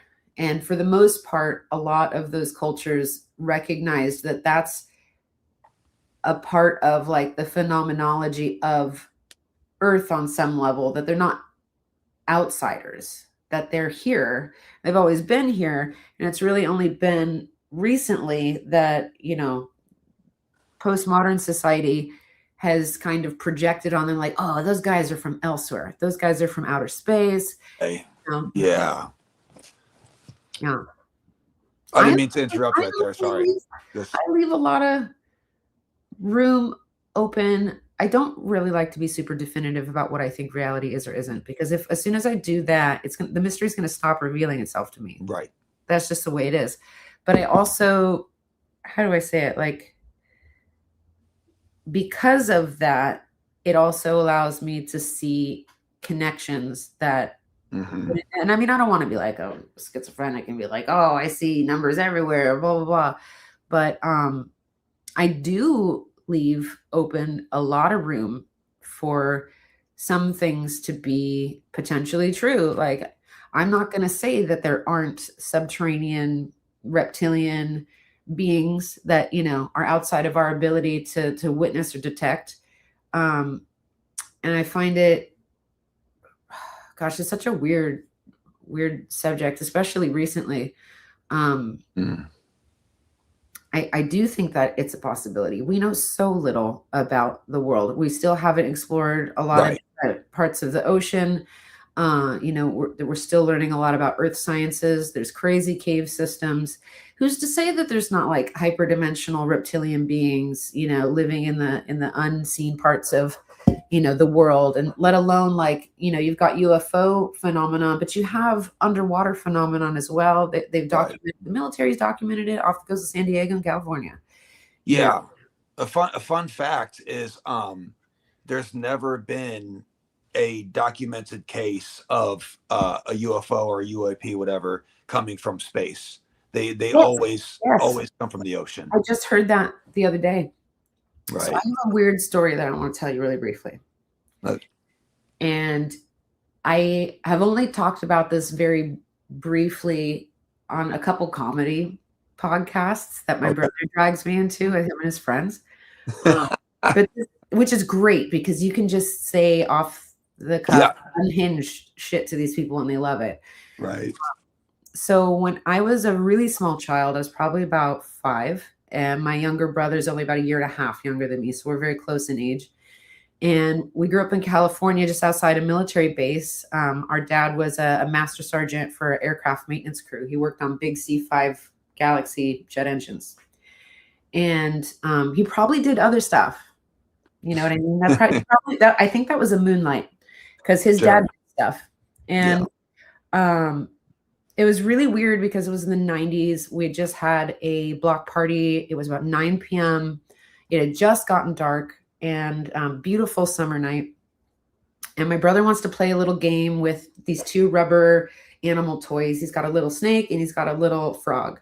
And he pulls the squeaker out of the frog and he says, like, I'm going to pretend this snake is being eaten by the frog. And we're going to go tell Dad, and we're going to have him come over and look at it. And he's going to be like, wow, he's going to fall for it. And I was like, yeah, I'm game. Let's do this. And so he sets it up. And he's like, go get Dad. I'm like, all right. And I go to get my pops and I bring him out there. And of course, I'm doing the little kid thing where, like, I'm holding his hand and I'm looking down, I'm waddling around. I'm like, over here, over here. And we get to the front yard and I see my brother and I see his toys, and I look up, and we lived on the corner of like a little street that looped. It wasn't a court, but it was a circle. And we were at the apex where you could see the cross street down the way because it was like a U shape. And I look up and I think I'm seeing flares on it, headlights turn the corner. And of course, I just have like a baby brain. I'm just setting up all the pattern recognition. I'm barely 5 years old. My brother's about 3.5. Okay. And because my birthday's in the summer and his is in the winter. And I look up, I see these flares, and I think nothing of it at first. And then things kind of come into focus, and I realize I'm looking at 3 orbs of super condensed light that are in front of me and my brother and my dad. And they're not diffused. They don't look like people shapes. They're orbs, and they're tight, about the size of a basketball. Wow. And they're about 3 feet off the ground, the bottom one. And maybe the tallest one is like maybe 5-ish feet, maybe 4.5 feet up. Okay. And they're moving in a circle around one another. And like some go up and some go down. And I look at it, and I'm 5. I don't have anything set up in my mind to be afraid. I don't have anything set up in my brain to be anything but like, oh, wow, that's different. That's pretty. I'm going to look at it. And I remember my brother wasn't afraid or fazed by it either. And it only lasted, we probably looked at it for about 2 minutes, maybe less. It's a long-ass time. And everybody was sort of frozen. We were all just like, this is scary. My dad was terrified. This is the starchiest, most stoic, badass man I have ever known in my life. Of course, I'm biased. He's my dad. But this man was like hardcore. He was a badass. Right. He was scared. Yeah. So, I mean, he wasn't like shaking his boots or nothing. He's, like I said, stoic. But he says to me, he's like, let's go get your mom. Okay. And I'm like, yeah, of course. Let's go get mom. And I laugh to this day that he left my brother there because I'm just like, why you didn't take both your babies? You're just like, okay, you sit here and make sure they stay. And we're going to go get your mom. And we went in, and she was like doing the cute 90s, like shake and bake dinner thingy that, you know, middle-class poor people do. And, right. Yeah. And I remember at one point we went out there, and they weren't there anymore. We dragged her out there. She's like, why? I just have a batter on my hands. Why are we coming out here? And they're gone. Right. And my brother's just like, I couldn't keep them. Right.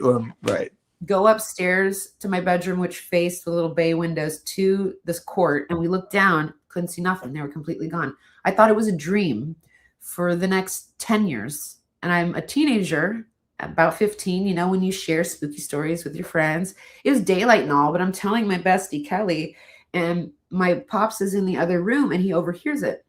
Yeah. And I told her, I was like, I had this crazy dream. I don't know if it was real, but it was so weird. And he goes white as a ghost. This stoic man, okay, is just like, he's seen something, an apparition. He comes into the kitchen from the other room, and he goes, that wasn't a dream. I was there. I saw that. Go ask your brother about it. And I'm like, no way. And I kept it to myself for 10 years. And I go to talk to my brother.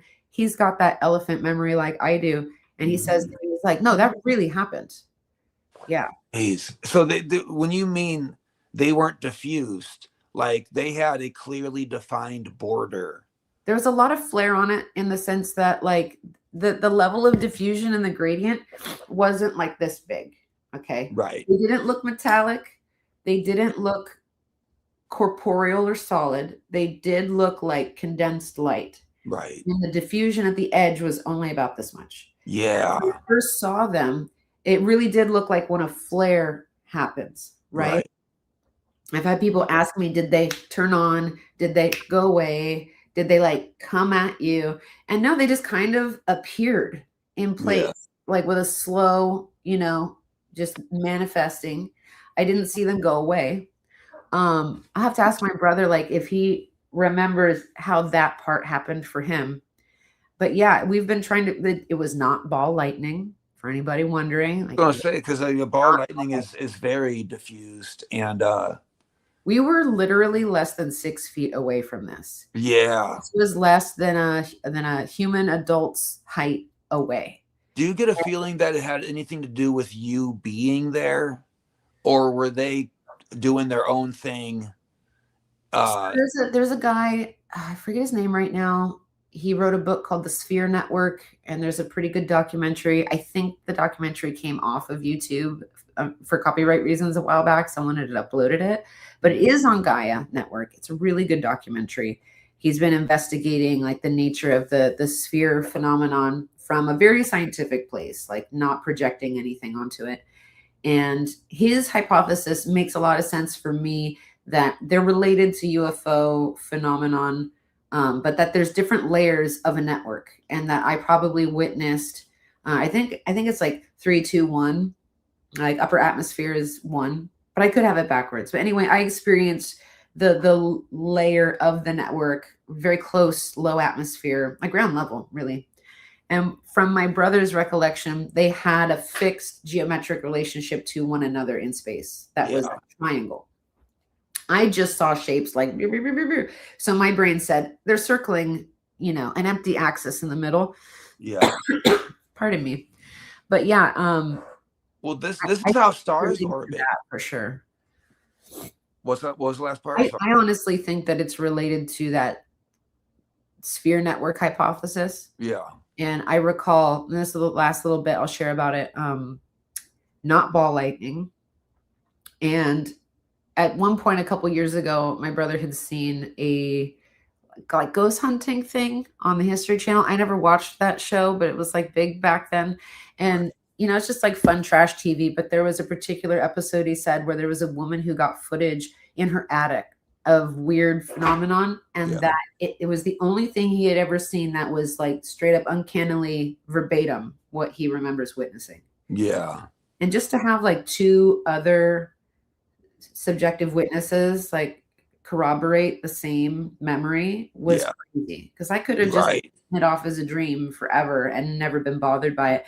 And even now I don't really have like a memory of fear or unease related to the not knowing. Yeah. Whereas my bro is like definitely unnerved by it. I wouldn't call him like afraid of it, but it still makes him think quite a bit about it day to day. That day doesn't go by, that kid doesn't think about it.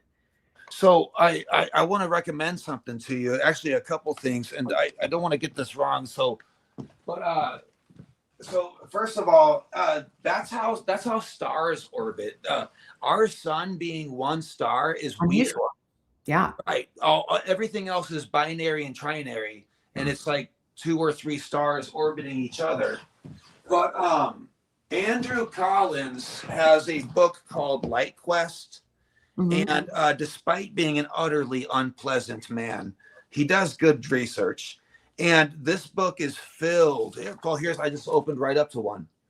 Oh yeah, that's it. Absolutely. Same ground level, same scale to like a little, you know, beaten dirt path. Yeah. This same story is recorded all over the world. And in fact, all the rest of the artwork in his book is kind of based around that idea.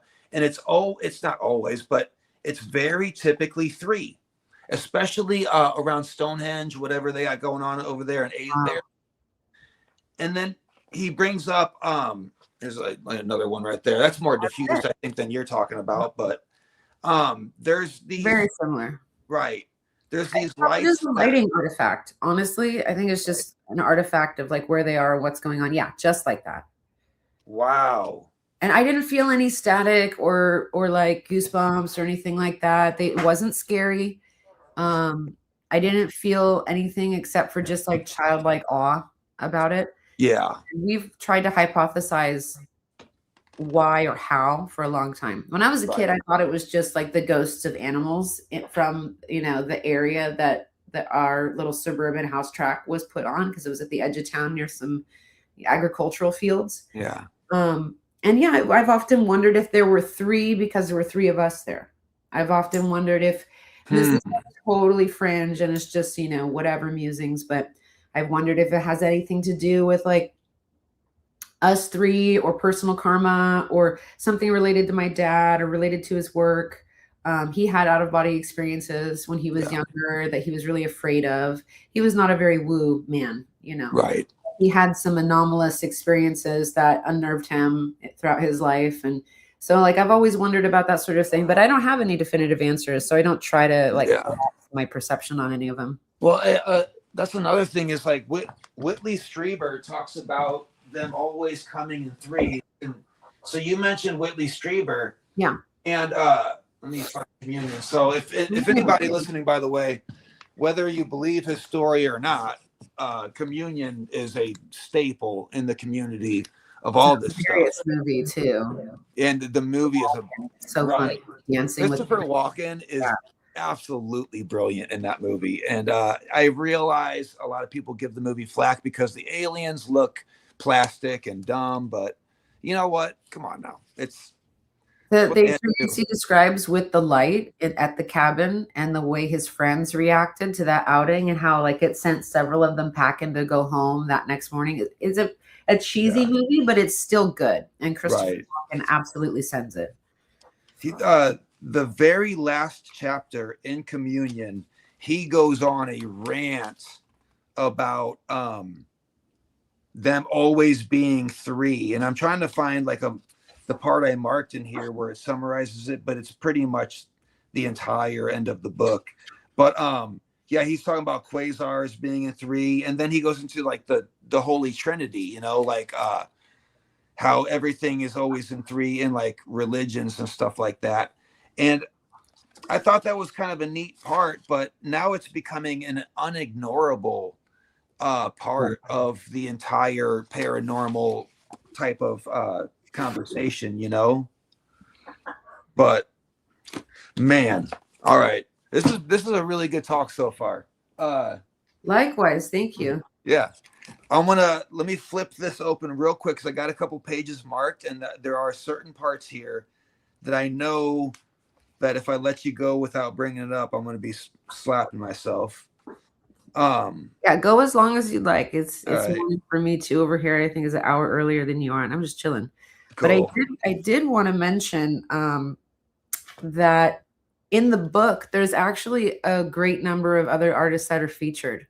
Yeah. And I've been really blessed to be a part of the visionary art community since I want to say like my early 20s. I think it was about 19 or 20.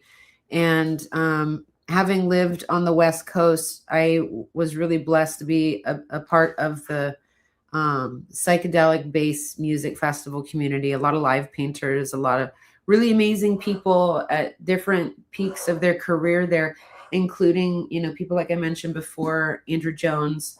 But there are so many artists that we were able to bring into the fold with this book that it's given it a quality of like cartography and taxonomy, where you can really see this overlapping aesthetic quality to the trip reports, especially people like Salvio Droid. His work. Oh, here's Andrew Jones's work. It's called Aya. And witnessing this piece really changed my life. This was a piece that I saw on the cover of Spectrum 13, which is a yearly fantasy art competition with like magic cards, books, movies, like all these posters compete. And he won this year. Right. It must have been like 2009. And seeing this at Barnes & Noble, where I very humbly worked in the little DVD department many moons ago, I saw this molecule. Is that it? Yeah, this little teeny molecule. DMT. And I was what is a DMT molecule doing on the cover of this in a mainstream bookstore? This was like decades ago. Right. I listened to his work, and he very much honors the shadow throughout visionary art experiences that a lot of people kind of spiritually bypass. And seeing that image there absolutely changed my life. I've been besties with David J. Brown for decades now, and I brought that to his attention. And we contacted him and got him into some of the MAPS bulletins, the Multidisciplinary Association of Psychedelic Studies. And, you know, within just a few years, you know, MAPS was doing conferences. I got to meet Andrew. It was very life-changing. So being able to kind of go full circle and bring him into the fold in this publication with that work in particular was really special. But then we also have other artists like Harry Pack from the UK. That's one of my favorites. Brilliant. Like he has such a great grasp on the aesthetic, that cartoony, multi-layered, very bright quality that so many people's visions have. But yeah, we've got, I would say like 20 to 30, maybe more. This is it's a compendium of everything DMT, like up until this point. I mean, I realize it's not as like scientific as Andrew Gallimore's, but that is my all-time favorite DMT picture. And I don't even know if it's meant to be a DMT picture, but that's how it feels. Oh yeah. Because there's very talented artist. Yes. There's something about the DMT experience that makes you feel like your reality is frail and not frail, but replaceable and reprogrammable. There's been I've had DMT experiences that instead of seeing aliens and entities, I came to in a different life and everything was familiar. These are all my memories. This is my house and this is everything, right? And then like static would occur and then I was like, oh, that was part of the hallucination. And now this is, and then there was one in particular where that happened. Oh my good. It started getting scary. I started getting, this was actually one of the more recent ones. So it's not like in here because I kind of quit drawing them. This one couldn't be drawn anyway, but it happened like 12 times where I was like, oh, this is my actual life. And then when I started realizing that this was happening, they were like layers that would fall one at a time of like, I don't know, superpositions of me in the life that it was in that moment. And then as they were falling, it kind of went backwards and there was this gigantor like female entity that I can probably compare to in your book, one of these actually something kind of like this, but more like feminine. And projects. I'm gonna just name drop all these wonderful people who helped us out, but that's ELO projects. This is also another one that it's not what it looked like, but this is the vibe. Whereas we are all walking around, and these guys have their hands on the controls, and she was like, "You can trust me about this," and I was like, "Trust you about what?" And I remembered, I was like, "Okay, whatever life I have going on that I just came from, I could have sworn like I just had a breakthrough with it, and I'm doing good." In that particular life and it's going well. I don't want that fucked up. So quit tampering with it. And then she would flip another page and she was like, can't believe you don't trust me. And she was just flipping through. And I was like, this has got to stop. And she was like, okay, fine. So she dropped me through all of the pages of these different lives. And it was like the Wheel of Fortune, like, and I experienced each one as I fell through it. So at such a rapid fire pace that when I landed, like literally right there on that couch, I was in disbelief, like, okay, this is the right one, right? For like an hour, I was like, I really hope this Which multiverse did you land in? Yes, and that's timeline.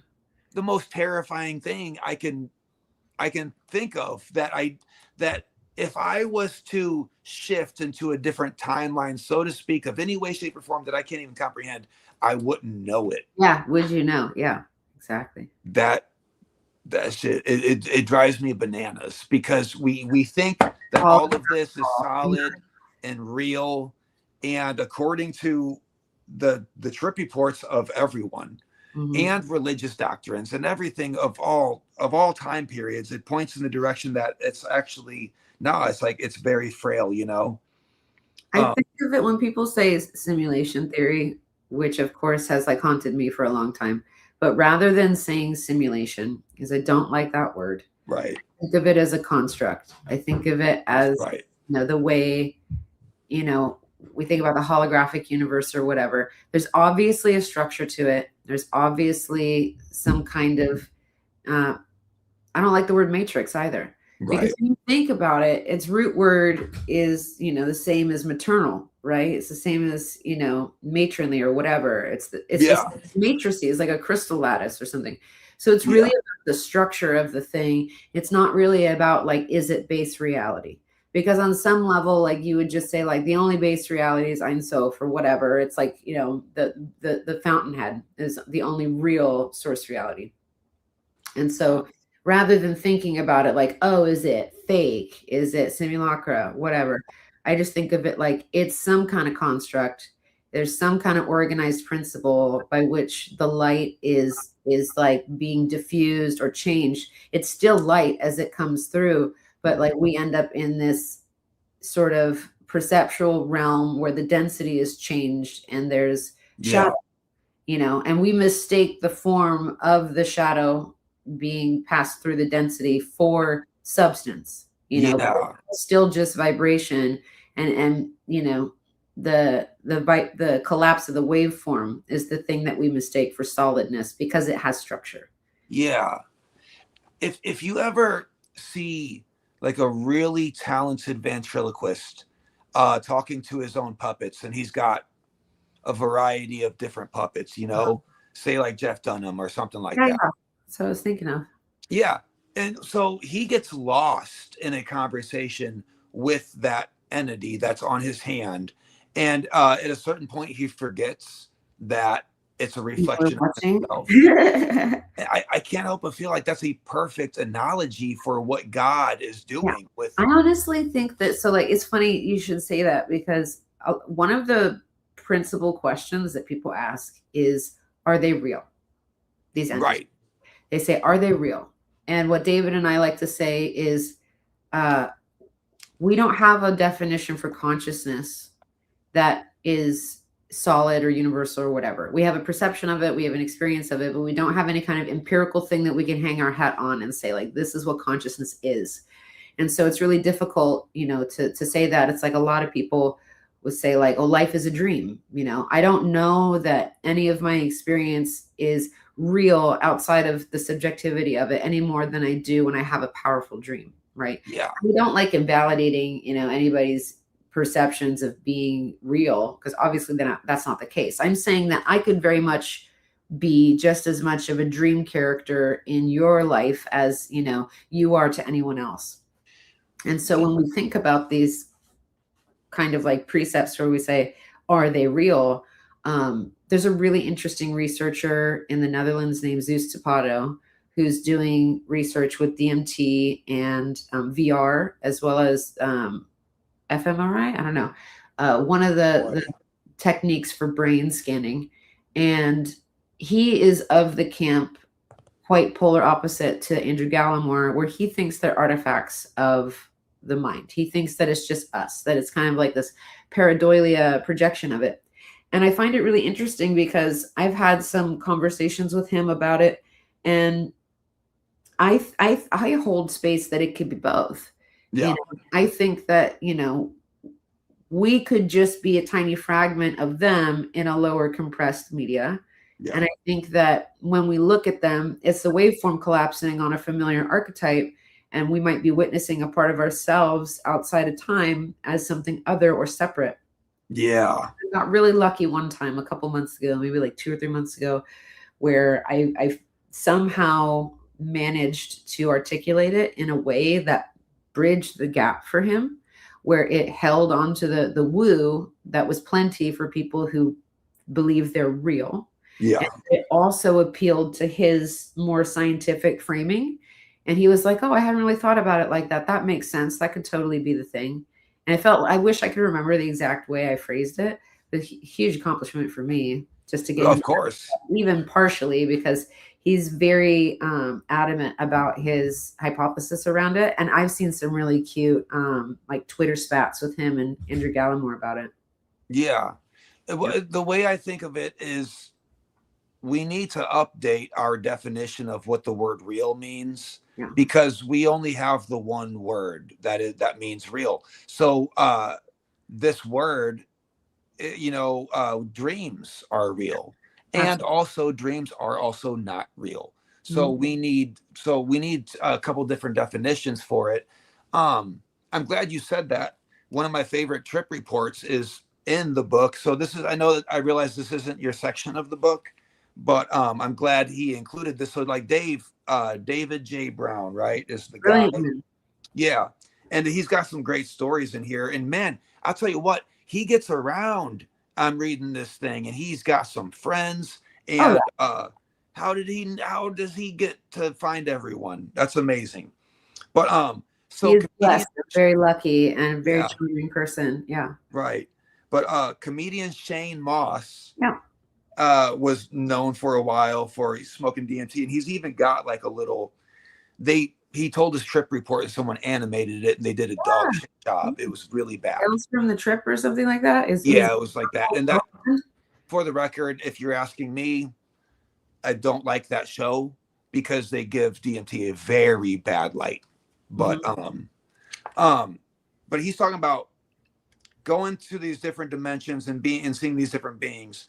How do I rationalize this to myself afterwards? Shane Moss would always be like, well, this is something that I might have manifested in my brain.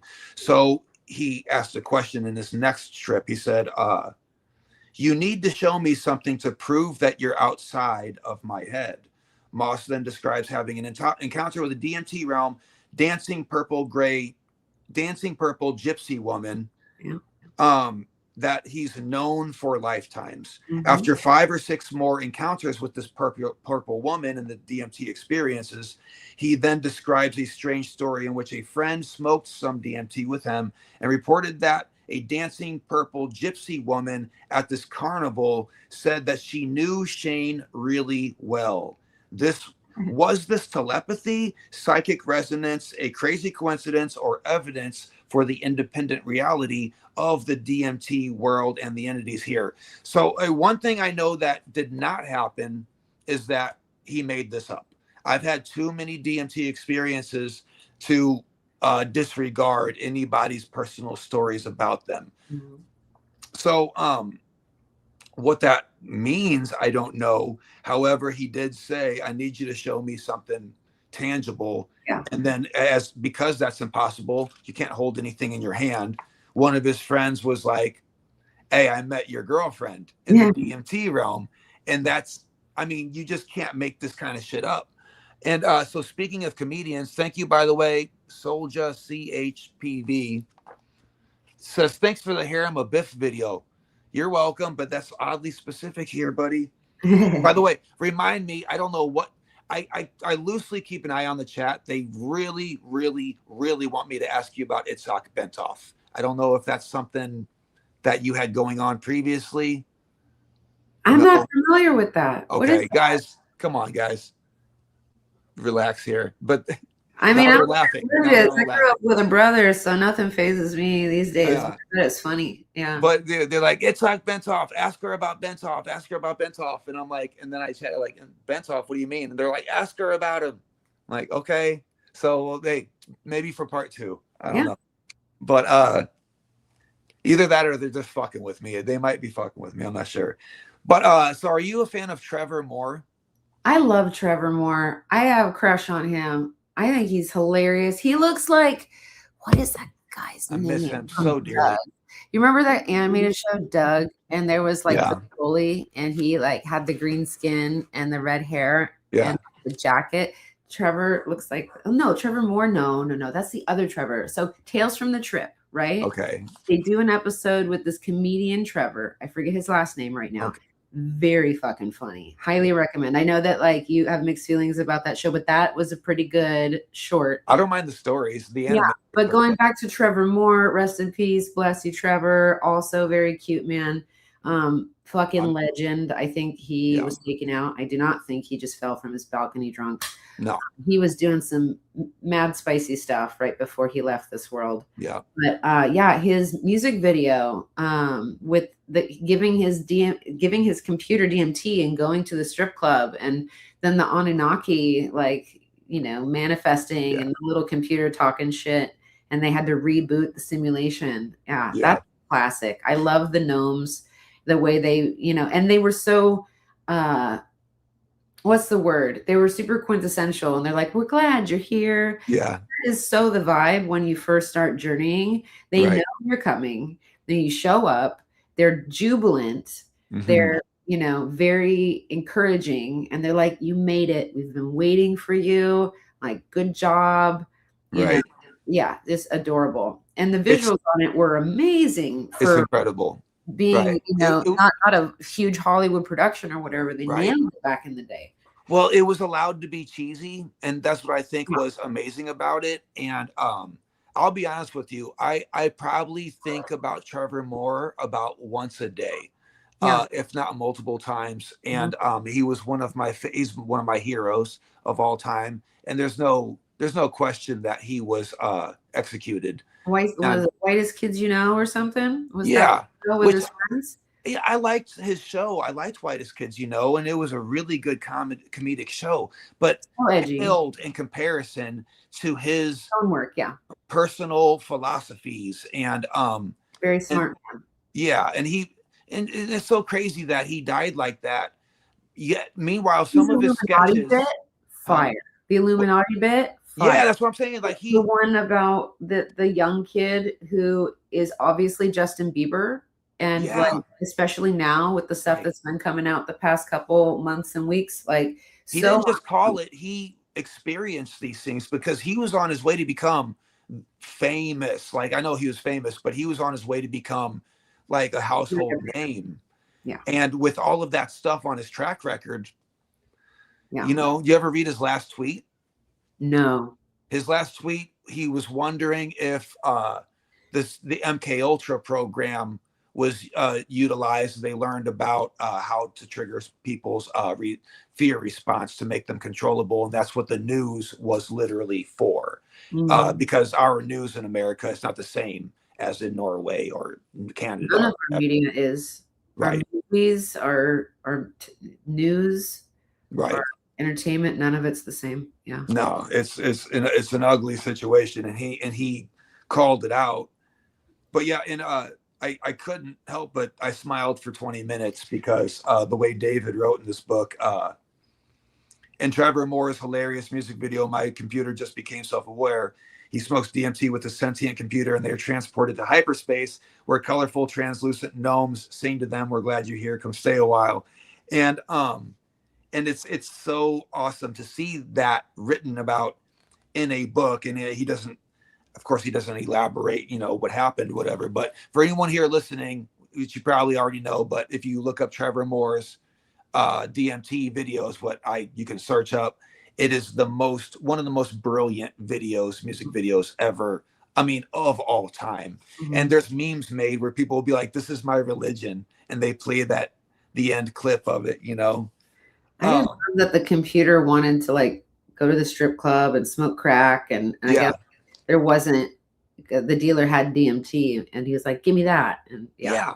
Which is weird because in his Illuminati sketch, they said, you can put out your special in your music videos, but we need you to put some self-harm in there too, so that no one really learns from it. You look back in time, and so to do his DMT video, he had to first, before doing the DMT bit, had to go to a strip club and do crack. Yep. It had nothing to do with the rest of the video. Mhm. But it was like, now you start to realize, like, oh, that's what, so here's something I did not know. So Terrence McKenna and Carl Sagan, they hung out. So Carl Sagan was responsible for SETI and sending that, the golden record. For a smart guy, he had some dumb ideas. But I digress, not Terrence McKenna, I'm talking about Carl Sagan. But so Carl Sagan hit up Terrence McKenna and wanted to interview him about the DMT realm. And he said, so you see these beings every time? And to which Terrence McKenna replied, yeah. And that's all it says in this book about it, but I've been wanting to look that up. Okay, so 4% of people do not experience getting high at all. Okay. 4%. 4%. And it's because their endogenous DMT receptors are not similar enough, if like in like molecular format for the plant material. And then there's about 2% of people who don't experience entities. Okay. They'll still trip. And this is a anecdotal figure based on Terrence's experience and reference to anecdotal data and stuff.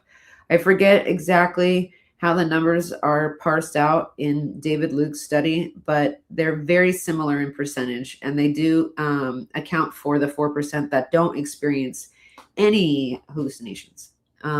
Wow. Overwhelming majority of people do. But there is a small handful of people. I've met a few people who are like, I don't break through. And I'm like, I'm sorry. It's really cool. You're missing out. Well, do you think this is part of the lockout? Like I noticed you got Galileo's book up there. Totally different. A lockout, we call it a hyper slap. Yeah. It happens when either there's more personal work to be done or prior, or somebody is going out too often. And I feel like prior to a hyper slap, you might get a waiting room moment. Right. Just because you're not formatted to like go through that threshold. But yeah, some people get like a giant red X, be like, no, Right. I don't necessarily consider what I went through to be a hyper slap with the Ayahuasca and the Plasma City, because I definitely saw crazy shit, but I felt like the being that sort of intercepted was doing it from a merciful place. It wasn't like you're being punished, you can't come in. It was more like,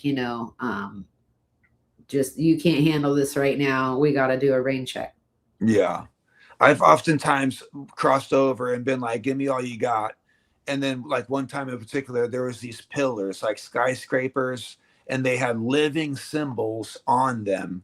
And it was I really can't even describe why, but they were so powerful that I was rejected by them.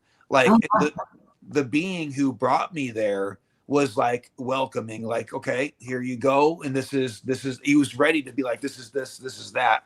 But it was a radiation that would have stopped my heart had I gotten too close to it.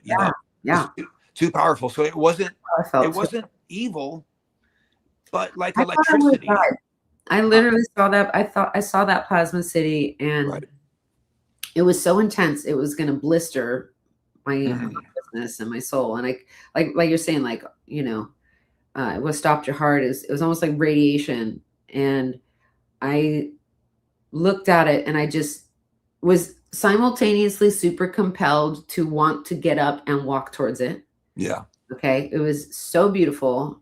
It was like, well, I have a VR painting I made of it one time, but it's like all these circuits that are like flowing through the city at different levels and these like big crystalline spires and stuff. And it was so beautiful. I wanted to stand up and walk to it. And I saw it at the other side of the living room, but it felt like it was only a quarter mile away. That's how crazy close it felt. But yeah, I felt like it would kill me. I felt like I was struck with an enormous amount of terror. Yeah.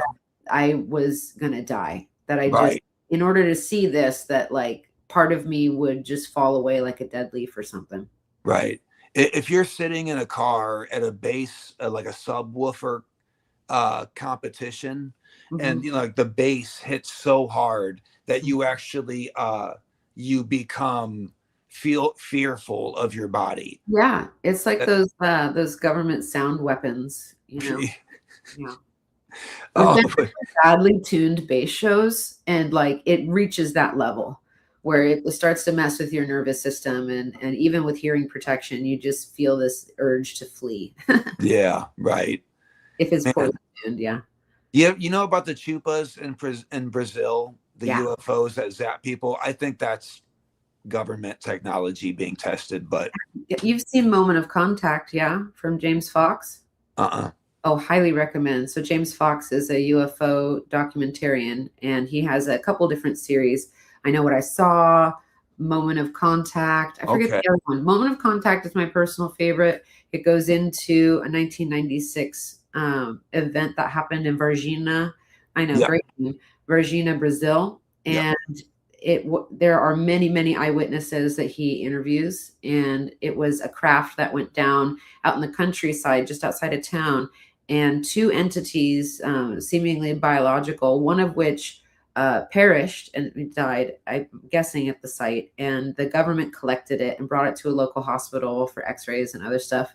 A lot of the medical staff talked about it, and it had a really terrible smell, like ammonia, sulfur. Yeah. And three young girls, I think they were like teenagers at the time, they were walking home from school, and they took an alley shortcut, and they saw the other one like hunched over against a wall, and Right. it was covered in like a greasy material, and it smelled bad. And they were freaked out, but they looked at it, and it looked back up at them with these like sad eyes that just sort of telepathically said, "Help me." And he's like kind of red and ruddy. Yeah. It's small with rough looking skin. But it's one of the most compelling and heartbreaking Right. close encounter depictions. And he interviews dozens of people, like some folks, basically became hermits for decades after the fact and wouldn't Yeah. talk to anybody and were terrified, and basically had a shotgun behind their door, hiding out in the countryside with him and his crew, came to ask if they could ask questions. And he was like, "No, go away." Yeah, so it Wow. was very traumatic for everybody down there. But James did a lot of justice to interviewing them and Yeah. bringing that story to more of an international audience. Yeah. I need to see that documentary, because I did a video on the Varginha incident. I did a video on that 2.5 years ago, Mhm. and I did not even know about his documentary. AJ just interviewed him for Y-Files in the basement No shit. like 2 Okay. weeks ago. Yeah. I'll have to check that out. But my craziest part about that story, not actually, it's not the craziest part, but something that kind of infuriated me was the girls, those 3 girls who saw that alien being, who, by the way, were not lying. Same as the Ariel incident. The government tried to pay them off, and they refused. Yeah, right. They said, "Shut up, we'll pay you." And they were like, we're religious people. We're not going to lie. Yes, yeah, and that's wild. Now the news had interviewed them, and they agreed to do the news, and the news gave them like a small payout of whatever for their time, as the news does. A bunch of people called it debunked based on that, and I was like, wait a second, you mean to tell me if you gave an interview on the news and they gave you a couple $100, you'd say, oh no? No, you're gonna It's not like the government payout for shutting up. The No, government had a big old check ready for them, and they said, yeah, no. right. Everything about that story is absolutely extraordinary. That older guy, he must have been in his 50s or something, but in the interview that James did with him, he went out to the countryside to go find the location of where he saw the craft come down. Yeah. I don't like the word. It's a dirty word in the spiritual community because of spiritual bypassing and shit, but I'm pretty sensitive to other people's feelings. Like, I'm kind of like, for a starchy person, I'm a big old crybaby. And when someone gets emotional, like, I really feel it. Yeah. And watching his reaction because he had not gone back there since it happened in the 90s. Right. Brought him back out to that road, and they were sort of wandering through this little countryside field. And as soon as you could see, he had the moment where he recognized where he was, and he was like, "Oh my gosh, those trees, there used to be a barn there. This is where it was." He got so emotional. Right. He was really moved, and it was a deep sadness because he witnessed one of these beings die. He witnessed the other one like crawl out Yeah. of the wreckage. He said it was about the size of a bus, and that it had a trail of smoke behind it as it was coming down, like gas or something. Yeah, he said it was a white smoke instead of black. What color? He said it was white smoke. Yeah. Yeah. It's so sad watching him have his empathic moment for these beings that are so different from humans, and like straight up freaky looking, to be honest. Right. that he had a big enough heart to still know that they were hurting, and he felt bad for them, and that stayed with him for so long afterward. Right. Yeah. And it's not That even was that they real. were right. These beings were dangerous to get near, but they didn't mean to be. They're just so biologically different. Yeah, the man who touched one of them to put into the truck and take it to the hospital, that his entire immune system collapsed shortly Right. thereafter, and he died of a very common like bacteria or something that's just in Yeah. our body naturally. And when Right. his immune system got wiped, it took over him. That same thing happens to people, in their old age. It happened to my dad after his stroke. He died of a systemic yeast infection because his organ regulation and immune system were so damaged by the stroke that Right. he just slowly got taken over by candida. And Yeah. it's amazing, like, how I feel like there's a connection between the smell people experienced, and that's something that a lot of different experiencers talk about from all over the world, that there's a very overpowering smell, and it could be kind of like almost like an ozone effect just from their biological difference from Right. us, or dimensionality, whatever. It could be this like emanating field disruption that impacts us.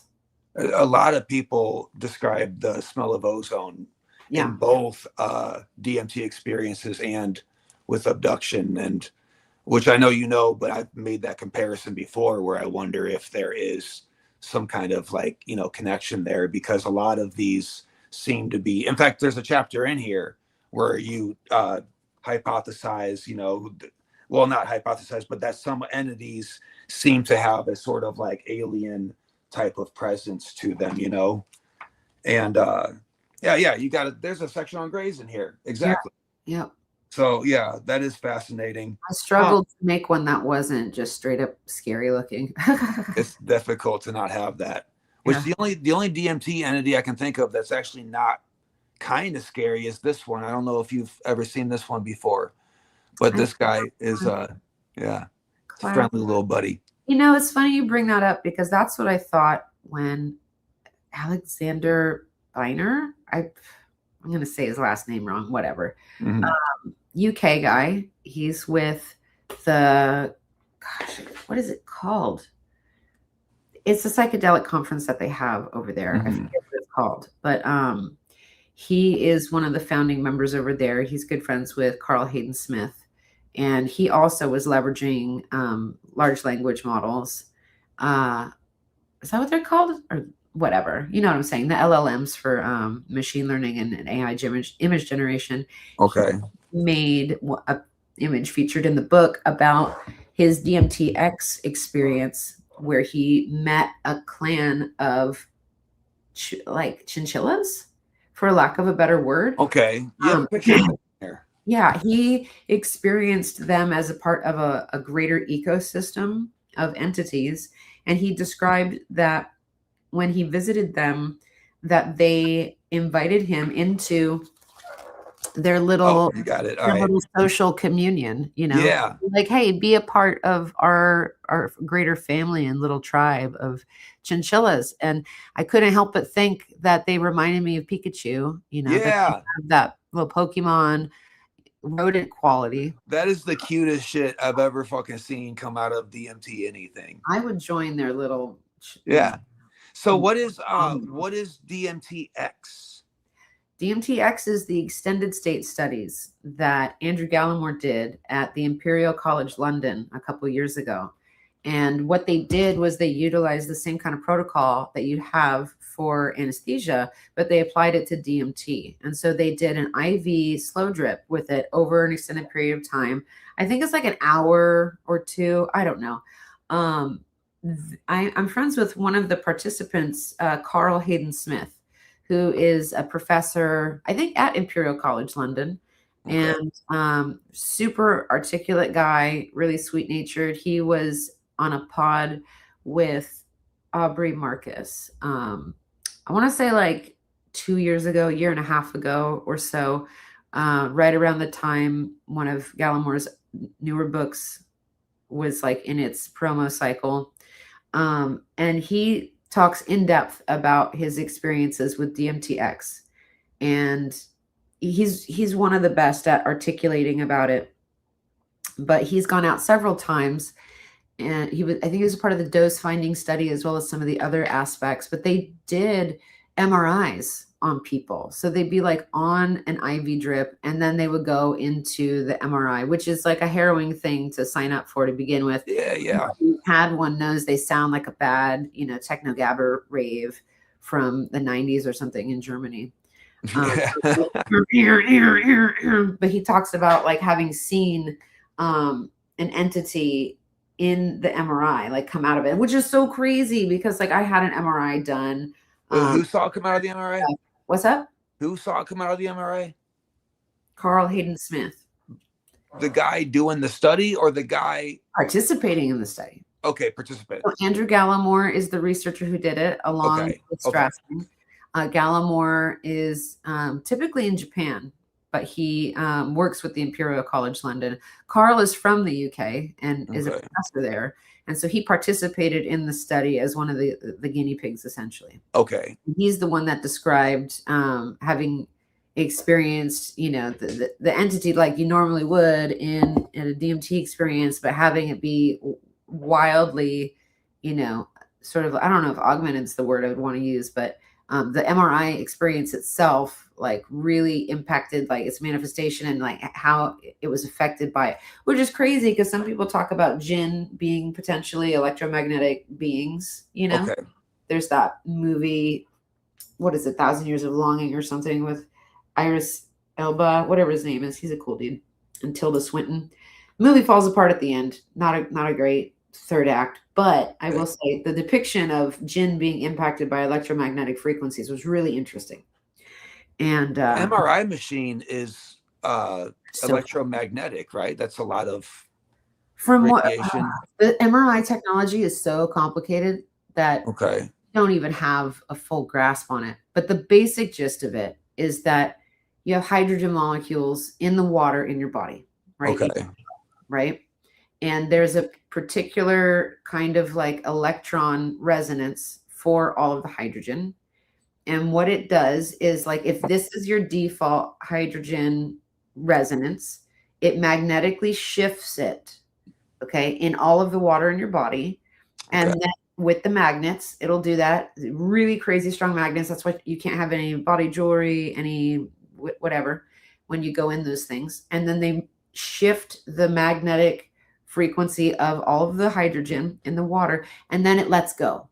And you have to sit really still.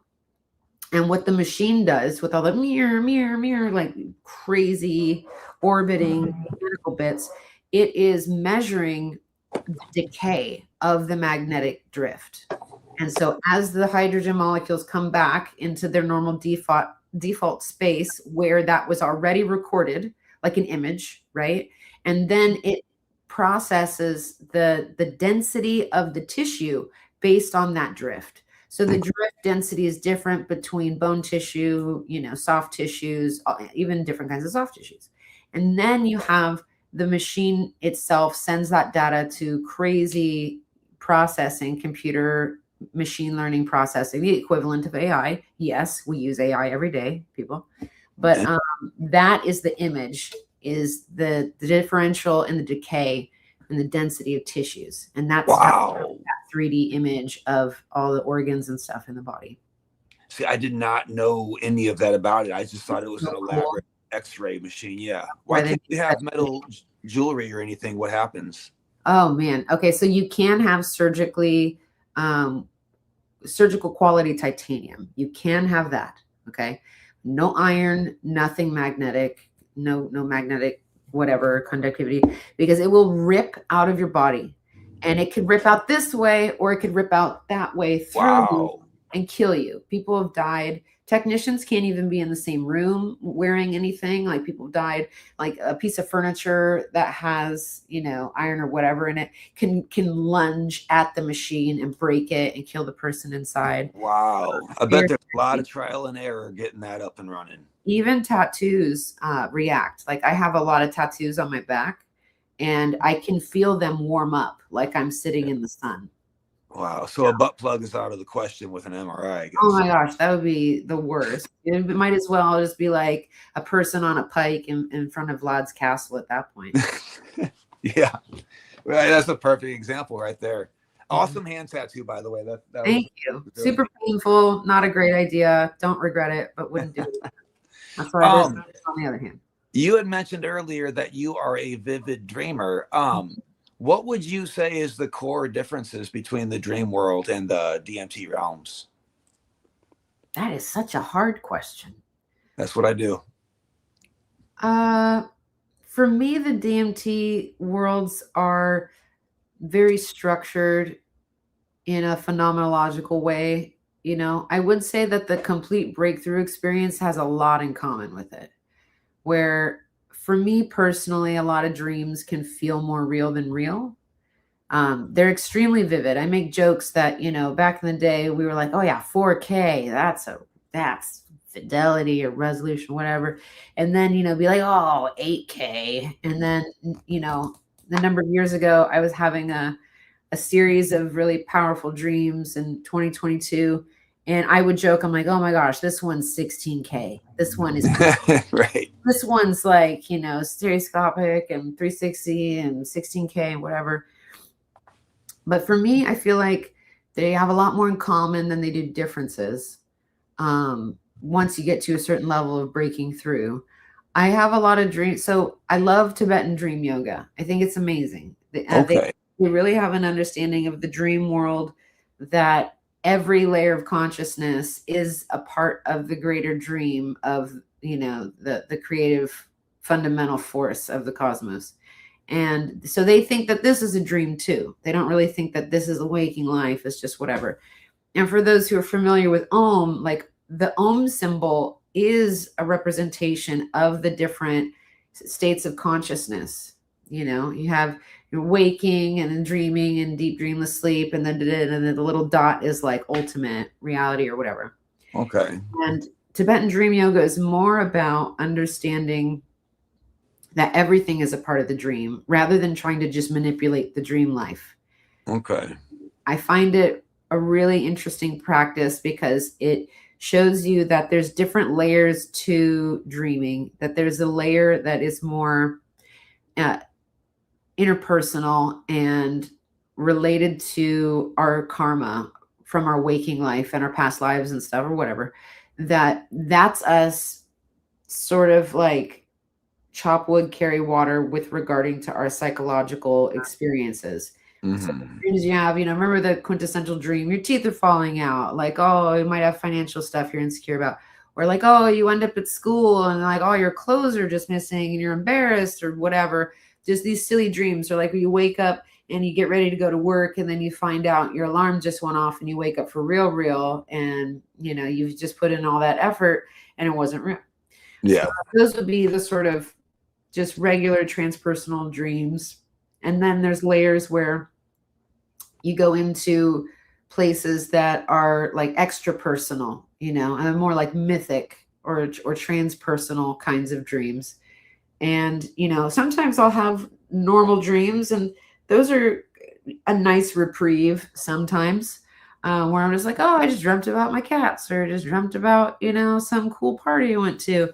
And for the most part, though, my dream life will consist of really crazy transpersonal dreams and mythic motifs and stuff that are wildly outside of the scope of familiar stuff from my waking life. Mm-hmm. And I've had those since I was very small. And even before I got into cool genres like science fiction and fantasy and stuff like that, I was having really crazy dreams that felt more like cinematic. And I would try to relate my memory of them to people. And for the most part, people, like, not that it felt sad or whatever, but it was kind of strange. It's similar to like how I thought everybody had kind of aphantasia. I thought everybody had really vivid dreams, and people would say like, that was a dream? That sounded like a movie that you saw. And I'm like, right. And it becomes normalized a little bit, but everything changed in 2017, 2018, when I got my first VR rig. and I moved into a more digital medium with a lot of my artwork. And I had an amazing series of dreams where it was like 5 recurring dreams I had personal ones, were just like characters from my life. And it was almost like 5 movie sets that had this converging moment. It was a mega set.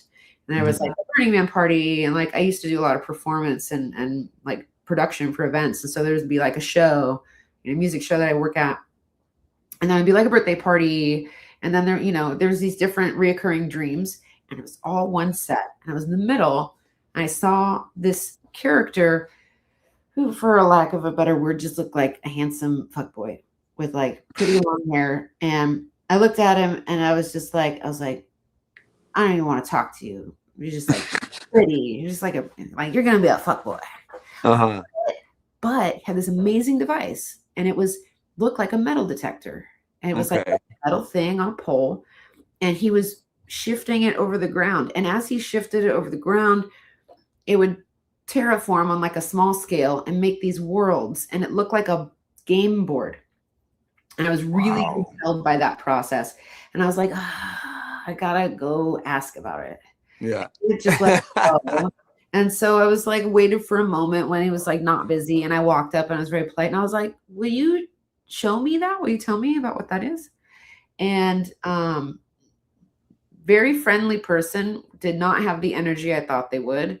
I felt instantly that it was not a human. And I have a lot of non-human intelligence contact in my dreams.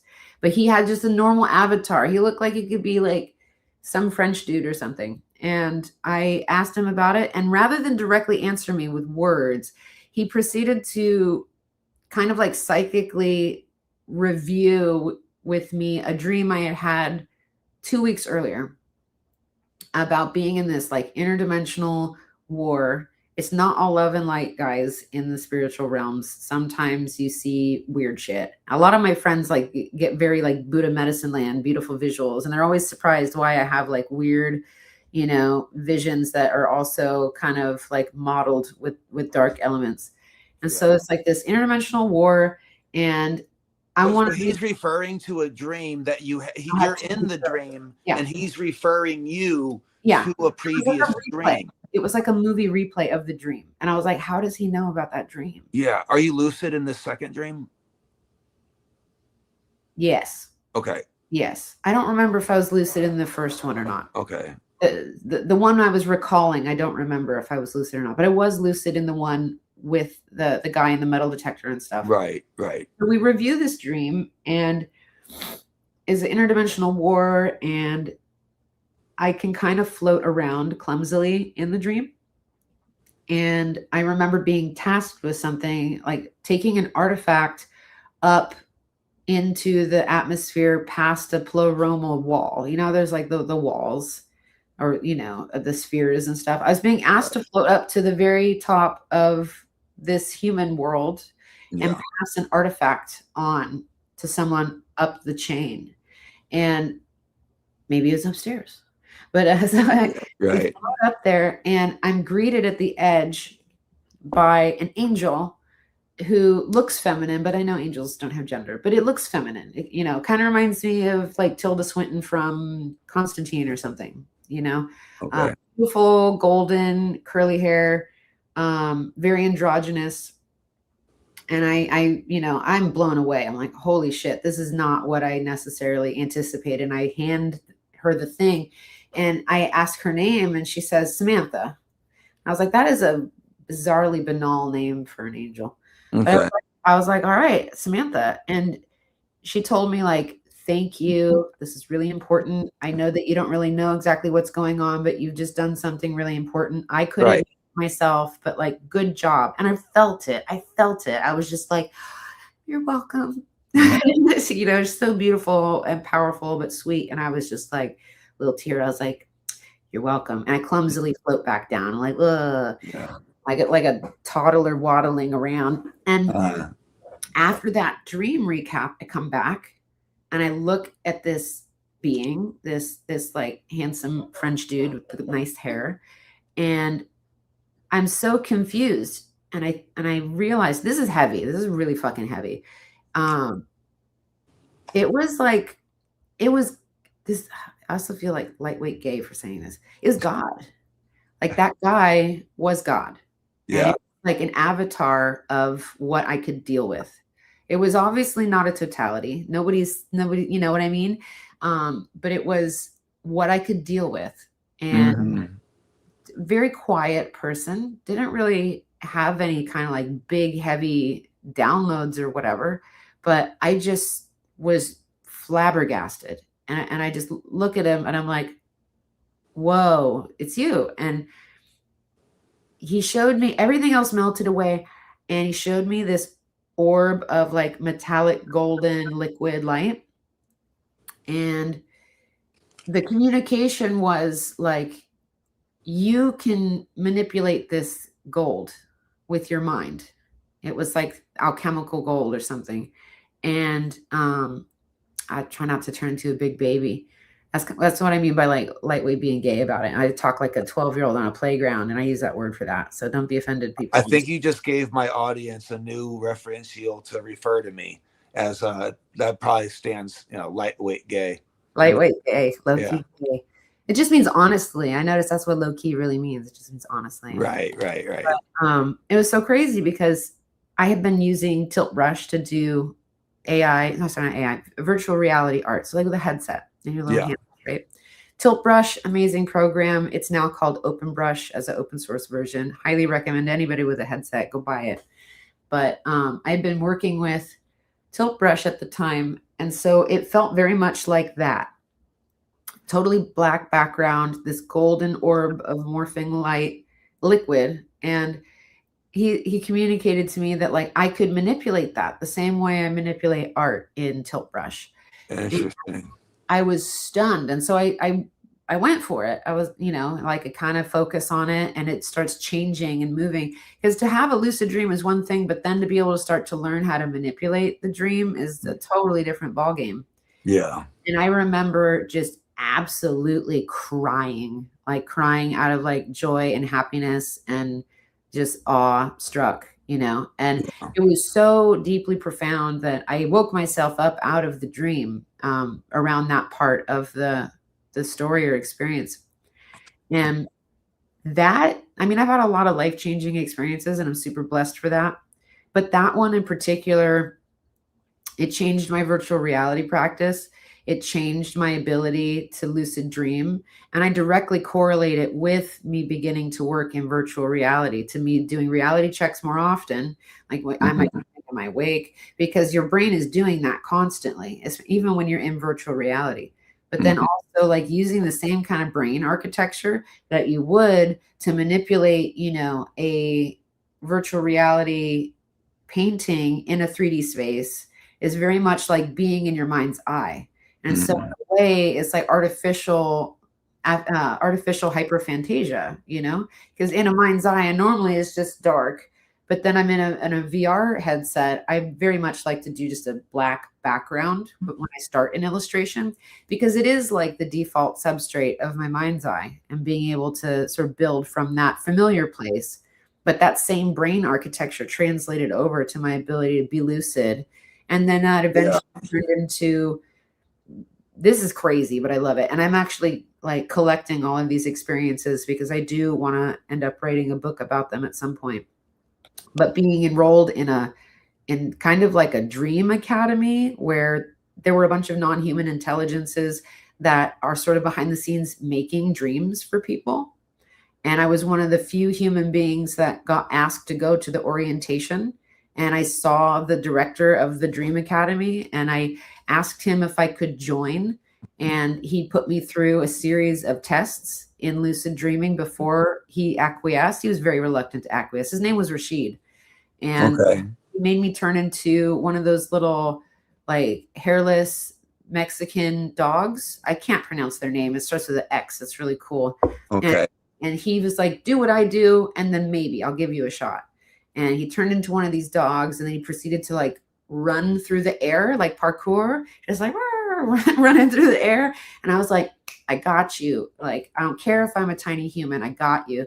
And I did the same thing, and I ran through the air in the same squiggle that he did. But initially, he didn't want to let me. Initially, he touched my head and said, you have aphantasia. I don't think it's going to work. And I was like, well, I'm the shit in this realm. I know I can keep up, like test me. And like I said, he was reluctant, but he had to acquiesce because I followed all the tests. He was like, you have to wake up. You have to stay awake for 60 seconds. You have to fall back asleep, and you have to meet me here again. Wow. Yeah. What an errand. Were you able to pull that off? Yeah. Oh my God. Yeah. I'm not going to say it was easy because that part was hard. He made me do it twice in the same dream session. Oh, he's really reluctant. And he ended up in a different place in the second time he did it. He went to some apartment complex and tried to pretend to be a little 8-year-old boy playing Sonic the Hedgehog. But I clocked him, and I was like, no, dude, it's you.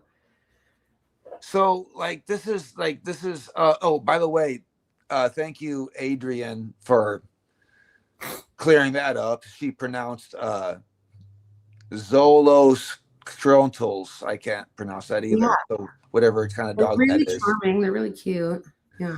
But so you might be like an ambassador between. Oh, I know it. I mean, like on some level, I feel really lucky, and I don't know how much I like asked for it or signed up for it in a conscious way or not, like before incarnating or whatever.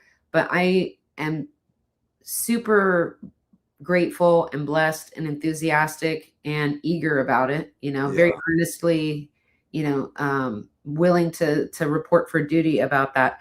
But yeah, I've felt that way about dream life for a long time. And then as soon as I had my first DMT experiences, I knew that was something I really wanted to dedicate a big part of my life to. I had already started being, a visionary person and tripping and, creating cartography of those experiences with visionary art. But I felt that calling towards DMT in particular.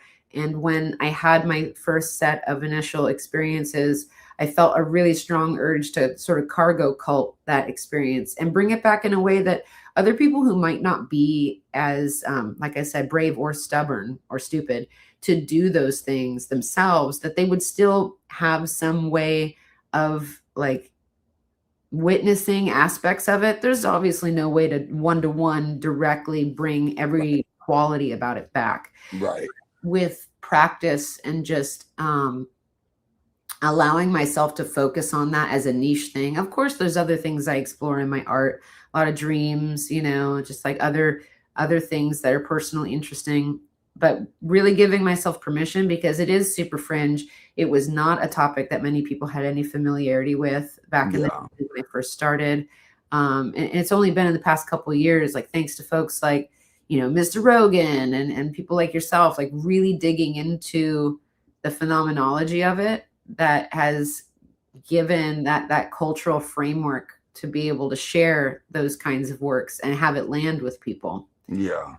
But I really like the metaphor of a cargo cult because that's definitely, and for people who don't know what a cargo cult is, in Polynesia, when Western culture came into contact with them, they would look at things like airplanes and they would be like, whoa, it's like crazy godlike technology. And they would build effigies replicating things like that as a way to try to call in that kind of like power and technology for themselves. Yeah. I remember that plane made out of straw or hay. It looked exactly like a one of those small Cessna airplanes, and that kind of that brings up a lot of questions about other petroglyphs and drawings made in back in the day where maybe they were more spot on. However, that's a whole different rabbit hole. So the last thing I want to ask you is tell me about, I'm so confused about this, and I'm gonna be confused about it because I don't understand this world of it.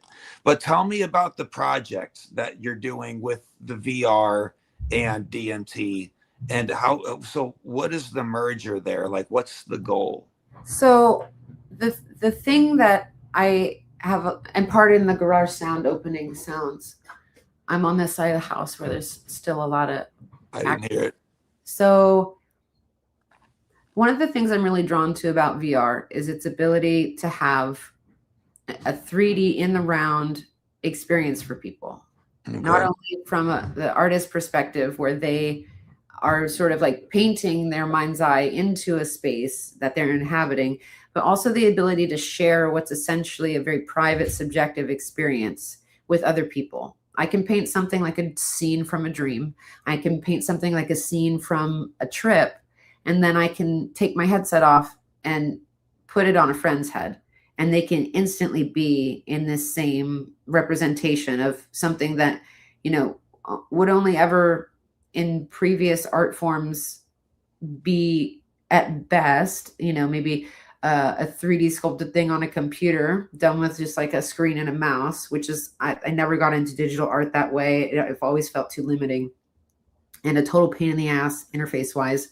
But just like somebody like Alex Gray could spend a year on a painting and it'll be an exquisite painting. It'll blow your mind, but you're not able to move your head around inside of it, you know. Okay. It's gonna be in that like limited frame. And so the accessibility of VR, I was kind of a VR fangirl back in 2013 in the Bay Area, sort of near where I grew up.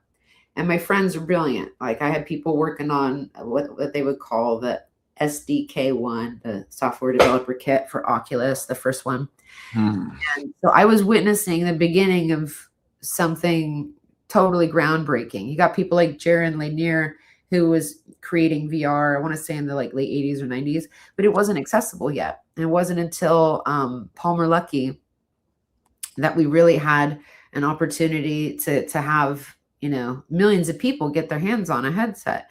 And the accessibility was just crazy in terms of, you know, I would have had to learn Blender or like Maya or Cinema 4D or Houdini, all these different software programs if I wanted to do anything worthwhile in VR, prior to, I think it's like Hackett and Skillman, the guys who invented Tilt Brush and then eventually sold it to Google. And so that was really where I fell in love with the art form. I went to a demo in San Francisco before Google acquired Tilt Brush. And I didn't even really get to use it that much at the time. I was with a former partner and they were the one who like got in there, were like, oh yeah. And I just vicariously witnessed its potential. And I said, all right, that's my entry point. It wasn't until, gosh, like 5 years later that this is the special part of my lore. I come from a modest middle class upbringing. And for me to be able to save the money and afford the kind of desktop necessary to, you know, support that kind of hardware back then was expensive.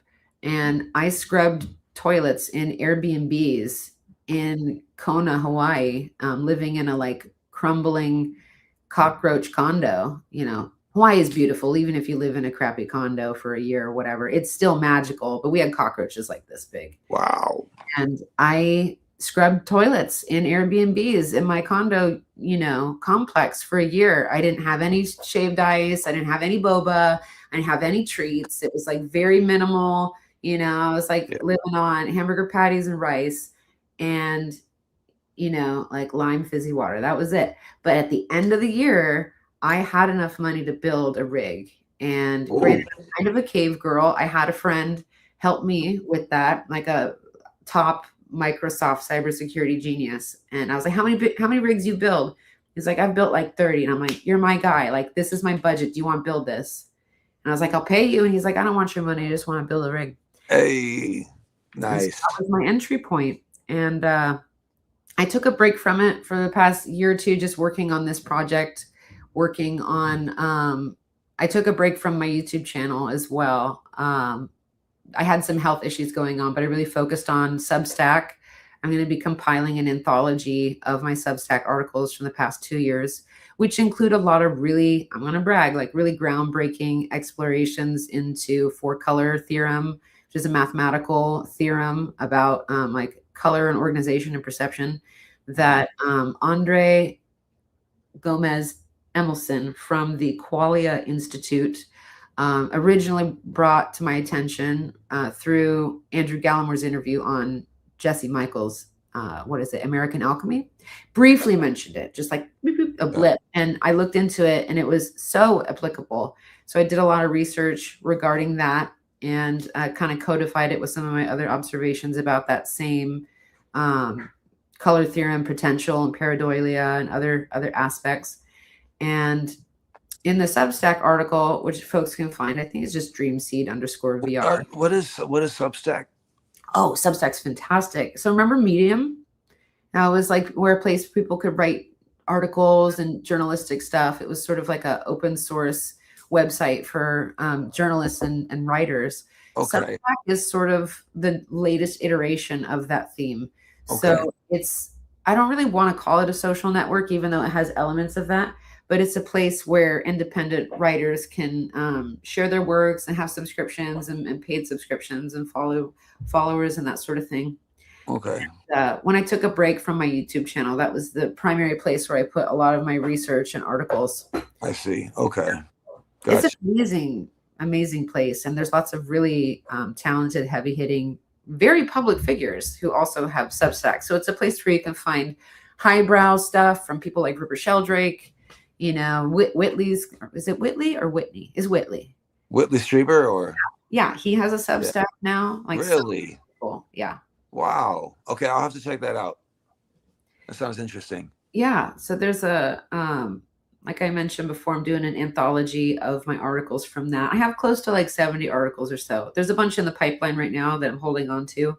But so that is sort of like I don't know, the replacement little panacea I had for the past 2 years. But my YouTube channel was a really big part of my VR practice because I would do, you know, the green screen, but then my background would be these animated videos that I made from my VR work. So it was to like embody the space and also share it with people. So every week or two, I would make a new VR painting and it would become the background for my channel, but it also became a medium for me to visually describe and share some of these deep end experiences. And one of my videos was me sharing the story of an accidental 6,000 mics acid overdose that I had in my early 20s. And a lot of the inserts for that video were me depicting those experiences in VR. And so things like witnessing xenolinguistics on a friend's face during a moment where I had a lot of like psychic one-on-one interactions with them. Or like when I experienced my consciousness kind of coming online to this radio channel frequency of other folks having high-end acid experiences at the show, you know, and that would be semi-telepathic, semi-telekinetic, but just being able to depict things like that quickly. I don't need a Hollywood studio. I have a virtual set now, you know, so that accessibility completely changed the nature of what it meant to aspire to be an ambassador in those realms. Wow. Yeah. That I'm trying to hang on to the words the best I can because I'm feeling a little left behind on a lot of particular things, not just with the websites but like the technology and so like I'm not really hip to a lot of the technology and stuff like that, but that the idea of being able to enter somebody else's artwork is absolutely fascinating. Yeah. That's my son has a VR headset and he put it on. I put it on and it was fantastic. It was incredible. It was a spectacle. And there's like a planet. It was like right there. And there's like this temple and I'm looking around and it's just mind boggling. And then I'm like, what are these words right here? Where am I at? And he's like, Dad, that's the loading screen. And it was like, for me, just the menu screen. Yeah. Just the menu screen was like, that kept me busy for like 15 minutes, just looking around. Like to imagine some of your artwork being surrounded in it and by it, like that would be such an experience. And that would be because earlier in this interview, I kind of said, you know, the reason that that imagination is kind of on a spectrum is because you can't get into somebody else's flesh suit to experience what they're experiencing.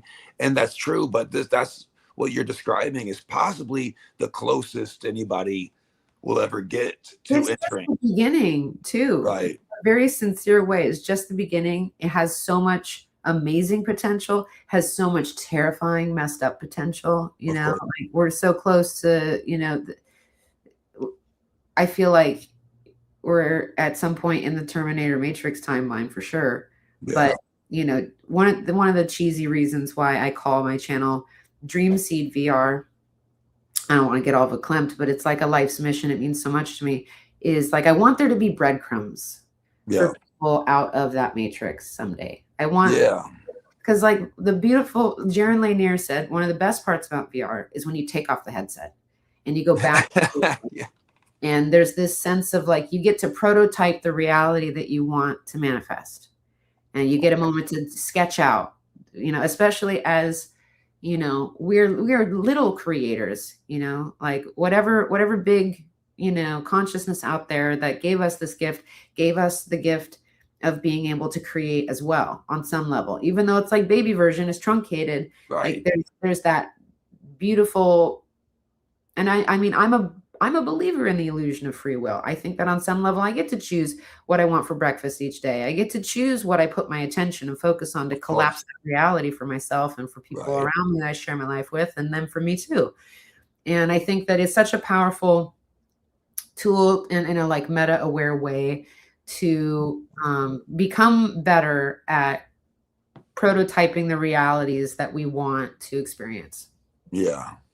And it can only get better, you know, and it can always get worse if we're like not aware and not like stepping into that capacity. Depends on what hands it falls in.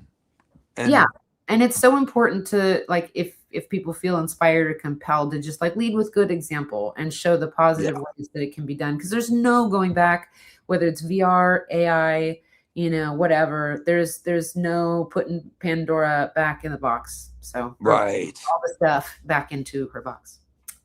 Yeah. We got to beat them to it, and we got to do it responsibly and with love and authenticity, because if we don't, they will be weaponized and used against us. And that makes what you're doing, I think, of utmost importance, because somebody is going to be moving in that direction. And it should be somebody with a good heart. Otherwise, well, you know, we've seen. And honestly, I want to say I feel likewise, in the sense that so much of the stuff that you share and elucidate with your work has been like hoarded and hidden. And, you know, there's an argument that can be made for good reason, but I honestly think that it's more important that that material is shared, because I don't think that better realities can be made with fewer people with power. I think that you only get, you know, this potential utopias and Buddha medicine lands with everybody having accountability, but having access to the knowledge. And I just want to say, like, it has been so much fun. I'm so honored and grateful. I've followed your work for a couple of years, and I think you're absolutely one of the best to have done it ever out here in the YouTube land. And it's been a huge treat, and I'm just really grateful for the opportunity to have an amazing conversation with you and your audience. I appreciate you, and also I appreciate your patience, especially with my internet outage yesterday. So just to let everybody know real quick is I got to put your information into the description. I'm going to do that literally right now. Cool. But I was like, last night, I was like, okay, I got this fucking full schedule coming up, and I hit you up and I was like, can I get you on the show tonight? And you were like, possibly. I think I can make that work. And then we aimed for 5 o'clock, and then my internet went out. I mean, it was gone. And so I was like, this morning it was still out and whatever. So we had to postpone to today, which actually worked out great, because now we had more time and I could get my stuff together here, and that worked out nice. But I do got to fill out that description. But I want to flash you guys a couple books, if that's okay. Yes, please do. So, of course, you saw this one. This is me and David J. Brown. Yep. He comes from an incredible lineage of psychedelic minds. He was a personal protege of Timothy Leary, Robert Anton Wilson. He was good friends with him for over several decades. He also partied with and knew John C. Lilly of Dolphin Weird fame. And he interviewed all of the greats, including Terence McKenna. And then this is his latest book, which is, he does a lot of great interview series. And this is his latest interview book. Oh, wow. And The Coming Singularity. We got some funny comedians. We got some like, I'm a huge Grant Morrison fan. He's one of my favorite comic graphic novel authors of all time. The Invisibles is his series that I'm totally in love with. And then I wanted to bring up this book. This was a close personal friend of many years, James Orrick. We just called him Rock for short. He unfortunately passed away, I think, in 2019. He was a paraglider, and so he'd seen the world from amazing sky views. And he wrote this as well as another one. Do I remember the name of the other one right now? I don't. But this book is crazy. I read this book when I was coming down from that epic acid overdose, that 6,000 mic overdose. I was up for like 4 days. I couldn't. It was hard. It was beautiful and amazing. I would never trade it. But those first 2 nights where I really struggled to sleep, I just had to like meditate. But reading this, I told him, and it's so graphic and lewd when I met him at the MAPS conference. I told him, I was like, dude, it's like reading psychedelic porn. This book is some of the craziest, most descriptive shit ever about like the Akashic record and his experiences with 5-MeO DMT. So I highly recommend this. This is a really fun book. But he, bless him, he was a real one. And I really want to try the frog or the toad. I've never had that before. They actually just found it in a species besides the toad. Oh my gosh, I can't remember his name. Really? Yes. Holy shit. That might be a game changer. I'll send you a link. It is an Asian plant from Southeast Asia. He thinks that the guy who shared this information recently, he thinks that it might have been the origin of Soma. About 3 weeks ago, he dropped a YouTube video where he goes out into the field and harvests it with the local folks, and they brew it up. Yeah. Now, this is a rabbit hole I need to get in on. You need a permit from the FDA if you want to import seeds, but it's still legal. It's still legal. Wow. Right? For now. We'll find an FDA friend to get you a permit. Yeah. Zip it right to home. We need to update this guy on whatever that dude found. Mike Crowley. That was one of the first people I thought of. Right. When that video dropped, the umbrellas and the little, nectar of the gods on that. Right. Doesn't he hypothesize it's a mushroom? That's what the parasols are? There's a few hypotheses in there, and I haven't finished the book yet. But yeah, it's essentially comparing it to like Amantia muscara or psilocybin cubensis. Wild. Is that all the books that you wanted to share? No. So of course you got Death by Astonishment. Of course. Gallimore. We got a lot of the same books. Another Gallimore, Alien Information Theory. That's one of my favorite books by Gallimore. And that was these two were a huge synchronicity for me because I know it's kind of a long story, but in very, very, very short, I had this book sitting out. And I didn't know what video I was going to do next. So I went to Barnes & Noble just to thumb around and look around. I found Death by Astonishment, brought it back, slapped it down on the table. And I was like, I'll come around to whatever. And then I was like, oh, that happens to be the same author. And it was an accident. And then my son came home and knocked some books off of my shelf. And then Dr. John Mack's book fell off the shelf. And it was opened to the part about DMT. And I was like, okay. He's mentioned in David and I's book as well, John Mack's work. Yep. So we've got Soul Transcendence, Journeys to Other Dimensions. A DMT research volunteer tells her story. The foreword by Dennis McKenna and Rack Razum. Rack Razum is a cool dude. So this is Susan Blumenthal. David sent me this one. This is okay. Of being one of the lucky guinea pigs. And then how do we sign up for that? Is that still going on? Or gosh. So I know that there's DMTX research being done in Colorado where it has legality as well. I know that there are retreats that are being done with New Nautics as well as another organization. I forget their name right now. But those happened in February. The first one happened in February. They're going to be an ongoing thing. And I think it might be in the Virgin Islands or something. It's definitely like not within the continental US. I see. I want to do the slow drip DMT. Colorado. Yeah. I would look into what is his name? And I feel like his last name is McBride or something. I'll message you, but he's a guy doing it in Colorado. Right. But there's a couple of different groups doing it. So this is an old one. It's a classic. It's called Technosis by Eric Davis. Okay. It's a big clever book. Right. Yeah. Really amazing book. It talks a lot about the intersection between psychedelics and mysticism and technology, which are like three of my favorite things. Yeah. And then this is David Luke editing a bunch of stuff with Dennis McKenna, Jeremy Narby, Eric Davis, Rupert Sheldrake, Rick Strassman. This is the DMT Dialogues. Ah, yes. Okay. Classic. And then the last one, this is like a very special old school one on my shelf. This is The Evolutionary Mind with Rupert Sheldrake, Terrence McKenna, and Ralph Abraham.